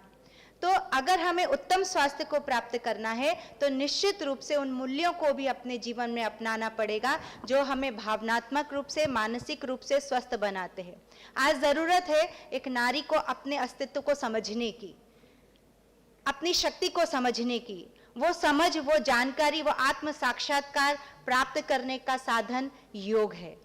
हम जब उसके माध्यम से अपने आप को जानते हैं तो हमारा आत्मविश्वास बढ़ता है। वो आत्मविश्वास हमें ऊंचाइयों तक पहुंचाता है। आज कोई भी ऐसा क्षेत्र नहीं है जहां पर एक महिला पहुंची भी ना हो। विज्ञान के क्षेत्र में, कला के क्षेत्र में महिला ने अपनी एक विशेष भूमिका निभाई है। आज का युग नारी युग है।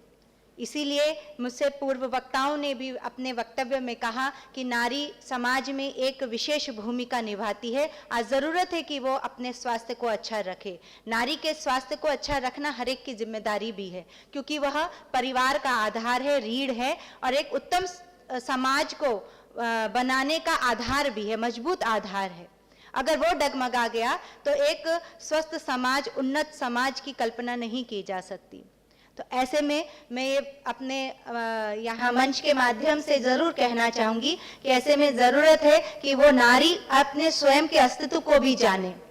कुछ पंक्तियों के माध्यम से मैं अपनी बात करना चाहूंगी कि जाग, तू जाग, तुझे जागना होगा, तू अबला नहीं, तू शक्ति है, तू उठ, तू जाग, तुझे जागना होगा।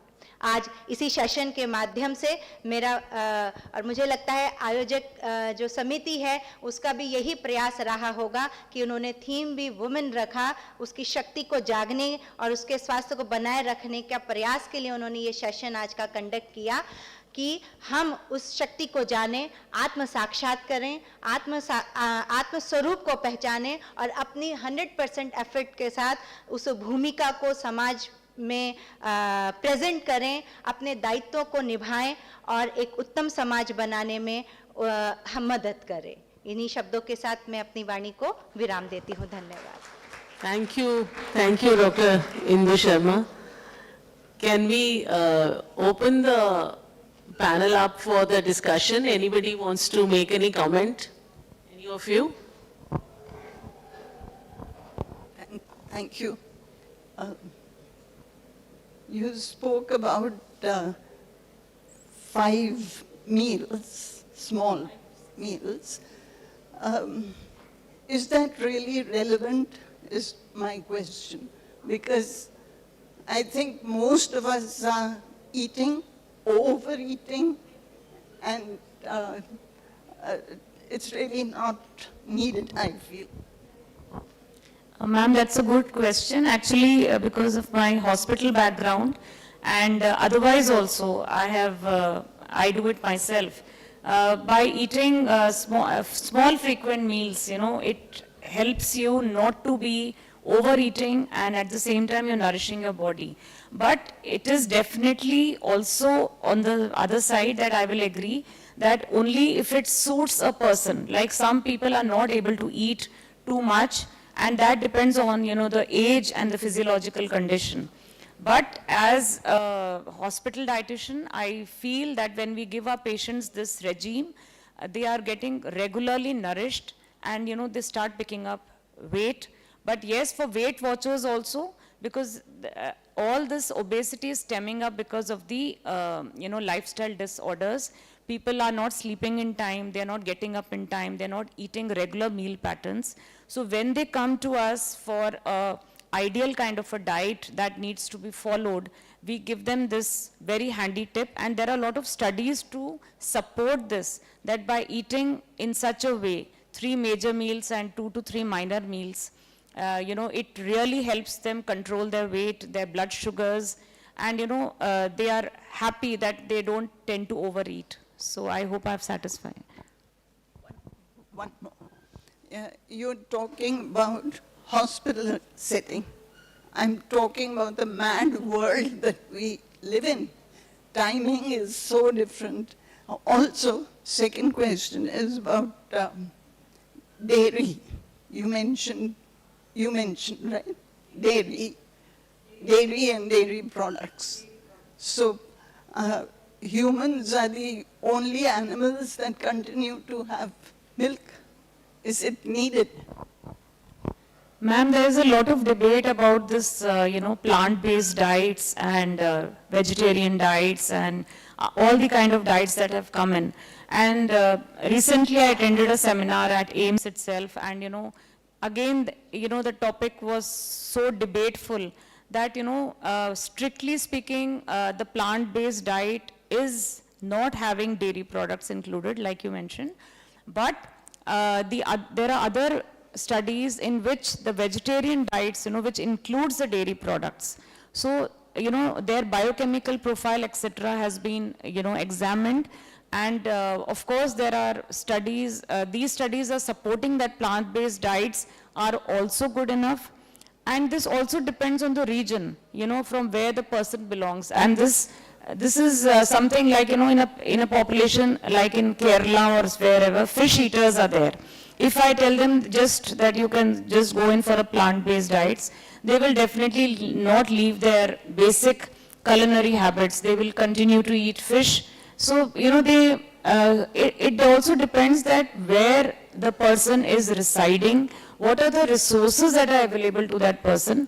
And plant-based diets have come in recently because, and even if you suggest them that, the kind of dairy products that they should be having for prevention of calcium deficiencies, osteoporosis, etc., which happens in the old age, it is very important to keep in mind that it is also, from the therapeutic point of view, for some people who cannot digest dairy products, like in lactose intolerance and things like that, in those conditions a little different.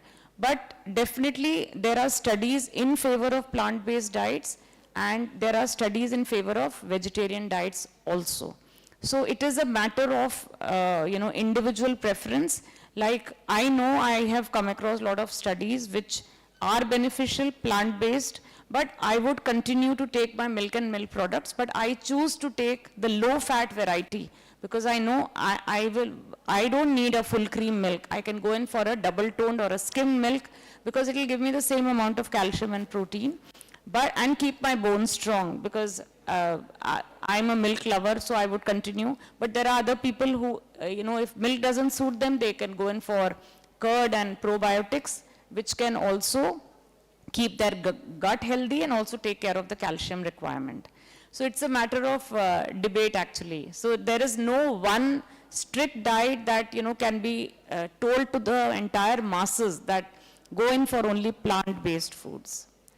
I don't think that kind of a blanket criteria has come up so far with all the studies that are happening in favor and against it also.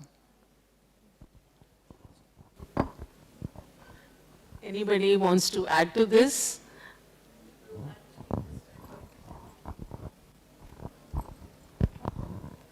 I just thought that we need to tell the young people here what are the health challenges that are being faced by the women. Number one challenge is the malnutrition. Number two is the childbearing. Number three is the violence against the woman. Number four is women at an age when they attain menopause, then they undergo a lot of hormonal changes, which then result in their increased chances of developing cardiovascular diseases, osteoporosis. So a woman needs to, right from childhood, a woman needs to learn at what stage of life, what are the challenges that would be there, and how to prioritize her health. WHO has prioritized health for women in terms, number one is to reduce the mortality, the maternal mortality and morbidity. It is also a certain priority on improving the menstrual health of the individual, of the females. Number three is WHO is looking forward to cutting down on the non-communicable diseases like the cardiovascular diseases, diabetes mellitus and others. Okay, and number 4th priority for the WHO is the development of breast cancer and cervical cancer in women. So we should think in terms not only for yoga and physical this thing and nutrition, that how at different stages we can help in combating these health issues. Okay, so I think I'll pass on. Awareness is what I was talking about earlier. So it's all very well to say this will happen, ye karna chahiye, ye nahi, but there has to be a massive awareness campaign. And somebody did mention after 40, good heavens, the earlier you start, as a little child, you saw those little children. That's when to start. We need to encourage physicality, call it yoga, call it exercise. It has to be done at childhood, young, very, very young level. So the awareness for it must be worked on. Theoretically, to malum hai. There is one question which I wanted to ask Dr. Swapna. We talk about hydration. So can you tell us something about what is the role of hydration in our daily life? Yeah, I think I forgot to mention that. Hydration is a very, very important component because the major portion of a human body is made up of water. So we really need to take care of that we really need to hydrate ourselves very well, and for that at least 2.5 to 3 liters is the recommendation. The recommendation can go up a little higher for in summer months, and for people who are in the sports like athletes and all, they need maybe much more. So we really need to take care of our hydration. We need to include all liquids, fluids. It's just not water, the tea, coffee, and of course the kind of beverages that are available nowadays to the youngsters, all that comes under the junk food. Those kind of things have to be avoided. The natural kind of liquids like coconut water, lime water, all sattu drinks, the healthy drinks have to be included in our fluid as part of our fluid intake. And also we have to make sure that whenever we have our food, we should not drink water immediately after that. You should give it a gap of at least half an hour, so that we have a normal digestive processes to be falling into place. So that is the recommendation, and we should keep, because in our busy schedules, I have seen even in AC environment and all, even as working people, we forget to drink water. So it is very important that we keep consuming, and the target should be at least 8 to 10 glasses of water or liquids, healthy liquids like I mentioned, and which is really important to prevent constipation and also keep our blood pressure in check. Because sometimes, a lot of people are facing a lot of stress levels in the office, and drinking water and all, the good hydration really helps them. So that is a very important point. Thank you. Thank you. And last, I think, if anybody has to say something, I just wanted to ask Dr. Indu that yoga, people who are the yoga practitioners, they always talk about sattvic diet. Is there any scientific merit to the sattvic diet? हमारे जो योग ग्रंथ हैं basically ma'am, चाहे हम गीता की बात करें, चाहे हठ योग से संबंधित जो आसन प्राणायाम हम चर्चा कर रहे हैं, इसका मेन सोर्स हठ योग के अंतर्गत हमें मिलता है। वहाँ पर जब योग की चर्चा होती है तो उसमें कहा जाता है कि आहार अपने आप में एक महत्वपूर्ण भूमिका निभाता है। युक्ताहार विहारस्य कह के गीता में भी एक श्लोक मिलता है, जहाँ पर कहा गया है कि एक बैलेंस डाइट बहुत ज़रूरी है। बैलेंस डाइट मतलब क्वालिटी क्वांटिटी दोनों चीज़ों की बात वहाँ पर हमें मिलती है कि हमें कैसा खाना खाना चाहिए। वहाँ पर चर्चा आती है कि सात्विक, राजसिक, तामसिक। सात्विक जो नेचर हमें जैसा प्रोवाइड करती है हम उसको उसी रूप में ग्रहण करें। अगर ज़रूरत है भोजन को हम रॉ फॉर्म में खा सकते हैं तो उसे कुक करके खाने की ज़रूरत नहीं है। अगर ऐसा कुछ है कि उसे पकाना ज़रूरी है, कच्चा नहीं खा सकते, अगर बॉईल करके खा सकते हैं तो उसे फ्राइड करने की ज़रूरत नहीं है। जितना हो सके नेचुरल डाइट लें, वो आपको लाभ पहुंचाएगा, आपकी शारीरिक ज़रूरतों को पूरा करेगा। और एक महत्वपूर्ण तथ्य ये भी है, जैसा खाओ अन्न वैसा बने मन। आप जैसा भोजन लेंगे वैसी ही आपकी मनः स्थिति भी बनेगी। तामसिक भोजन, मांसाहार आदि बहुत तला भुना भोजन की बात की जाती है, बासी भोजन की बात की जाती है। ऐसा भोजन हमारे शरीर के अनुकूल नहीं होता और नकारात्मक प्रवृत्ति को बढ़ाने वाला होता है। राजसिक ज़्यादा चटपटा खाना, चटनी, समोसा, इस तरह की चीज़ें, अचार वगैरह स्पाइसी बना के, है ना, तो वो हमारे शरीर को क्या करता है। योग में हम बात करते हैं संयम की, तो इंद्रिय संयम के अंतर्गत आंखों से क्या देखना है उसमें भी संयमित रहो, कानों से क्या सुनना है उसमें भी संयम रखें, मुंह से क्या खाना है वो टेस्ट पे भी हमारा संयम होना चाहिए। वो प्रत्याहार के अंतर्गत बात की जाती है। तो आहार में कैसा भोजन लेना चाहिए उसका विशेष महत्व है, और आहार जैसा लेंगे वैसा हमारा मन बनेगा। और आहार के ऊपर बहुत सारे शोध भी इस चीज को बताते हैं कि मनुष्य के अनुकूल उसके लिए क्या अच्छा है, और सात्विक आहार, राजसिक आहार, तामसिक आहार खाने से क्या उसकी प्रवृत्ति बनती है। दूसरी बात आती है क्वांटिटी, कितना खाना खाना चाहिए। हठ योग ग्रंथ, योग के ग्रंथ ये बताते हैं कि हमें जितनी भूख हो उसका आधा ही खाना खाना चाहिए। 1/4 हमारा हवा के लिए, 1/4 पानी के लिए जगह खाली रखनी चाहिए। 100% पूरा खाना भर, जैसे अगर हमारी टेंडेंसी क्या है, कंट्रोल नहीं है, प्रत्याहार की टेंडेंसी नहीं है, लिमिट, हमें इंद्रियों पे संयम नहीं है, तो क्या होगा, कई बार ऐसा भी हम अपने को या अपने चारों तरफ लोगों को बोलते सुनते हैं कि खान पेट तो भर गया लेकिन मन नहीं भरा, और भी खा सकते हैं, और भी मन हो रहा है और भी खा लें, पर अभी मजबूरी है कि और खाया नहीं जा सकता, है ना। तो वहां तक, उस स्थिति तक नहीं जाना है अगर हमें अच्छे स्वास्थ्य को बनाए रखना है।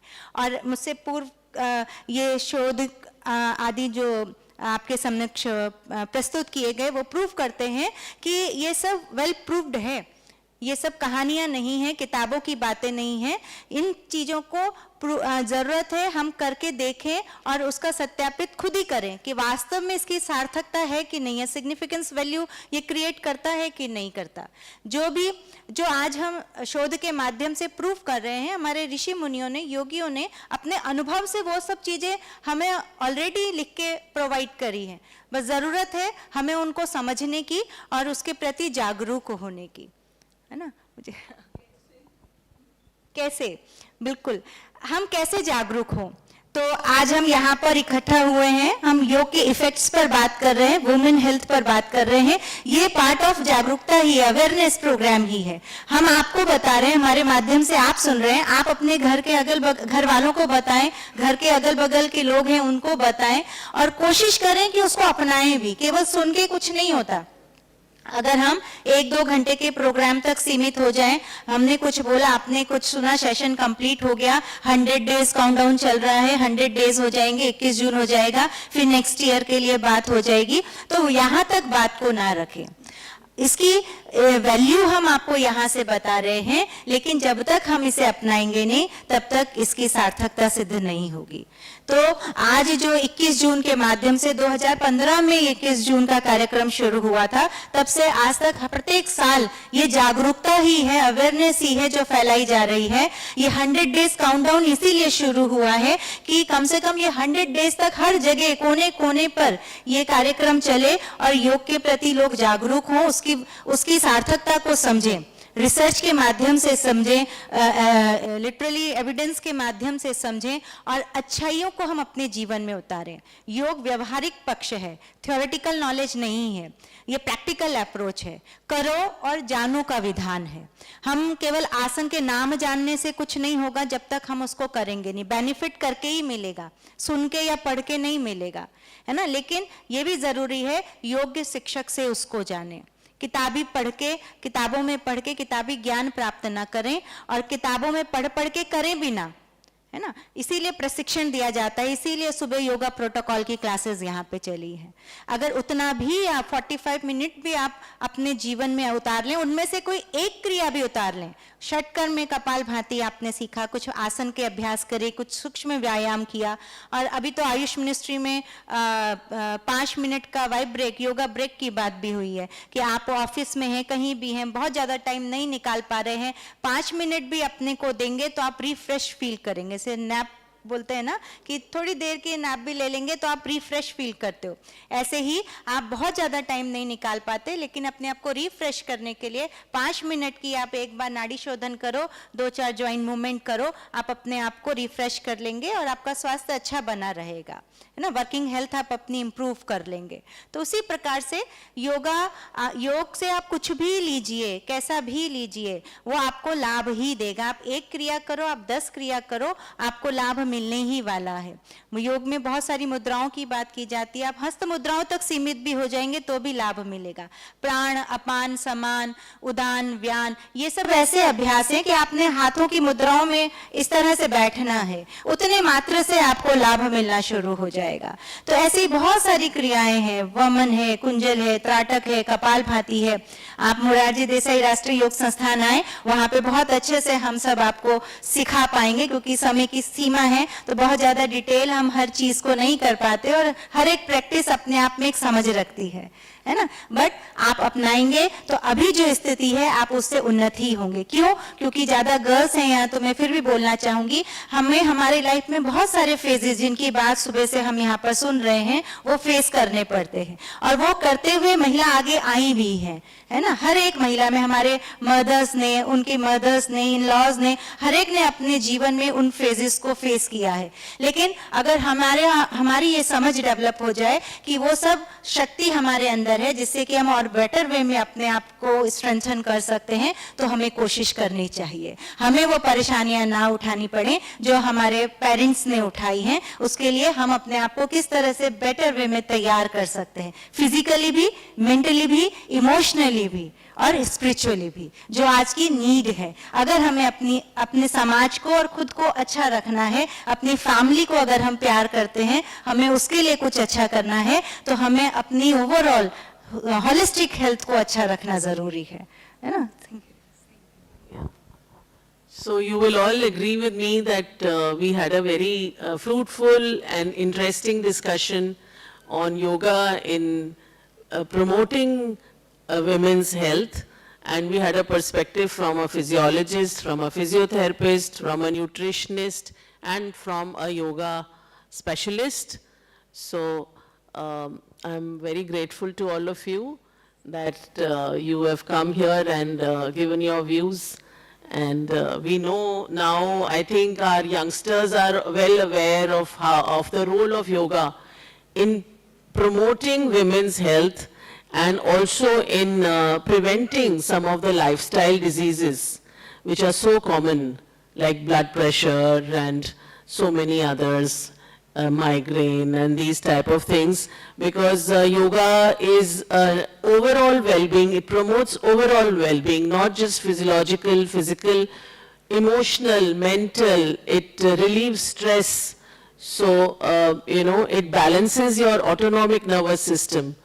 So basically, not just for women, but overall, it is good for your sleep, for your slowing down your aging process. So all over it is promotive, prophylactive, and enhancer of health. So with these words, I would like to place on record our sincere thanks to all the esteemed panelists. So thank you so much, and we close this session. Thank you.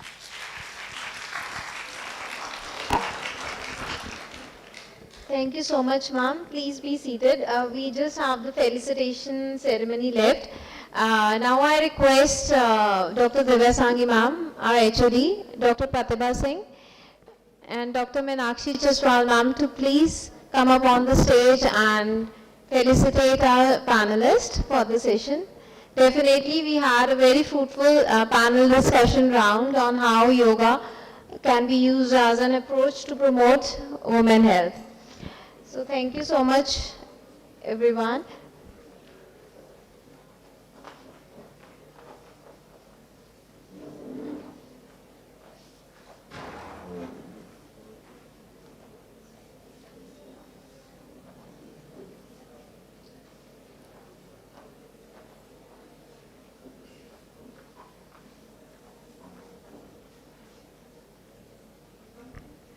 Dr. Sunita Mandal, ma'am.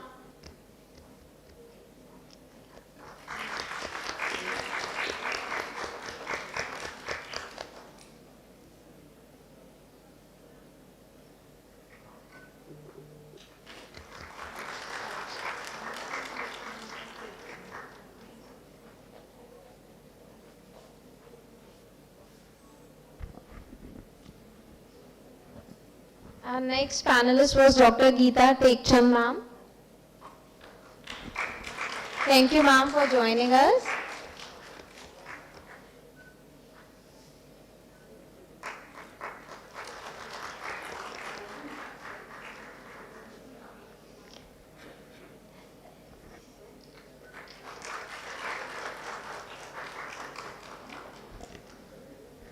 Next, we have Dr. Swapna Chaturvedi, ma'am.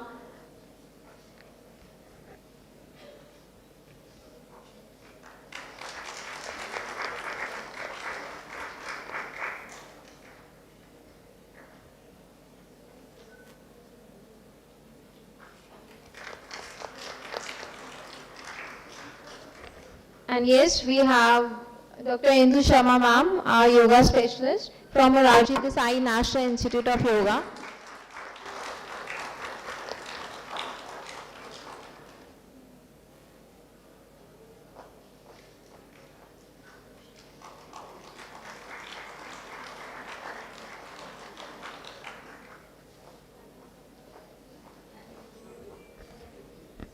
I request our HOD ma'am to please felicitate Dr. Usha Panchwani ma'am for being the moderator for the panel discussion.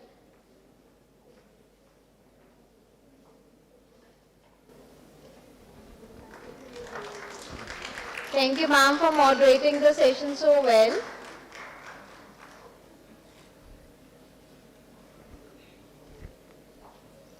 Thank you so much everyone.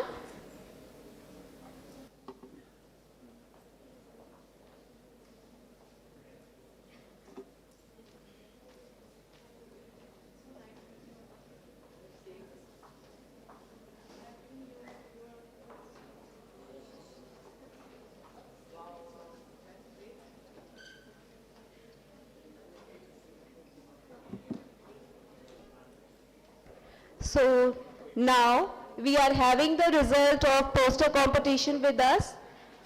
Any guesses? Who is at the second position?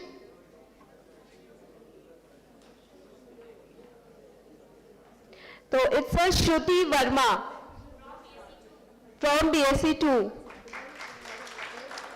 Congratulations.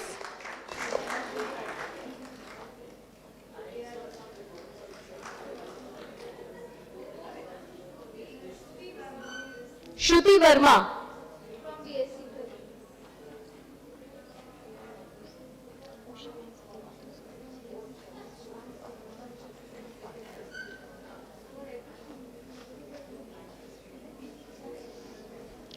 And first position goes to, any guesses? It's Sampa Das. Congratulations, Sampa.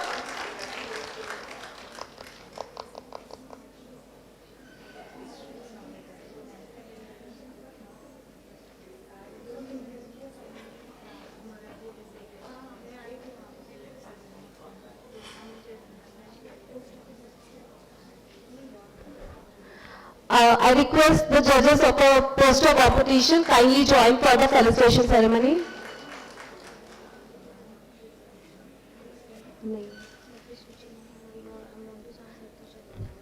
Dr. Shuchi, please join us on the stage.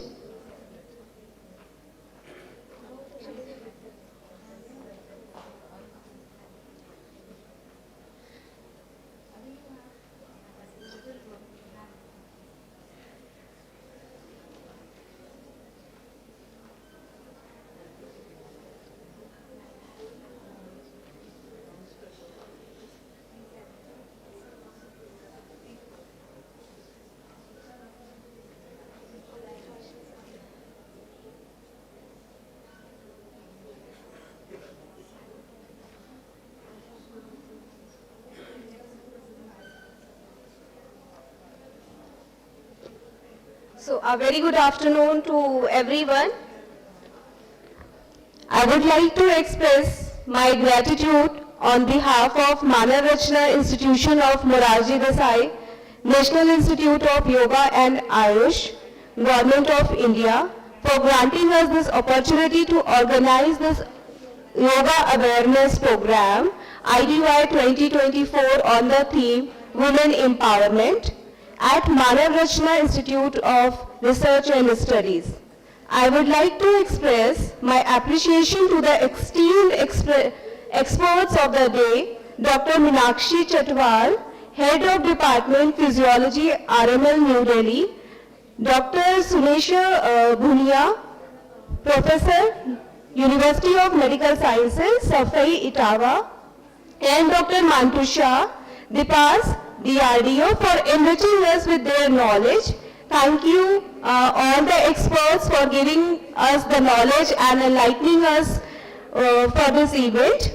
I extend my heartfelt gratitude to our panelists, Dr. Sunita Madan, Dr. Indu Sharma, Dr. Swapna Chaturvedi, and Dr. Geeta Tekchand. The panel discussion was highly engaging and it offered their insight into how yoga, nutrition and physiotherapy can enhance women's health. It was a wonderful session. I wish to extend my sincere thanks to Dr. Rajesh Kumar and Dr. Suchi Mohan, along with their expert team from MDNRY, for conducting the practical session in the morning. It was filled with enthusiasm and all the students participated in it wonderfully. So I also want to thank Haryana Yoga Ayog and Samad Yoga team for conducting the enthusiastic performance on the stage. Thank you. And I would like to express my thanks to Honorable Vice Chancellor Sir, Dr. Sanjay Srivastava Sir, for sending his blessing. Unfortunately, due to some engagement, he was not here, but he has given lots of blessings for this event. Thank you so much, sir. I extend my gratitude to Dr. G.L. Khanna, sir, and Dr. Sanjeev Gupta, sir, for sharing his vision and providing the guidance for this program. I extend my appreciation to all the organizing team, and a special mention goes to Dr. Gusin Rakhna and Dr. Divya Puri for taking this lead for coordinating this event. Thank you, both of you, and express my gratitude to all the faculty members who are working behind this program and put lot of efforts to make this event a successful program. Thank you all the participants. Thank you IT team for giving your support to us, and thank you so much. Thank you everyone.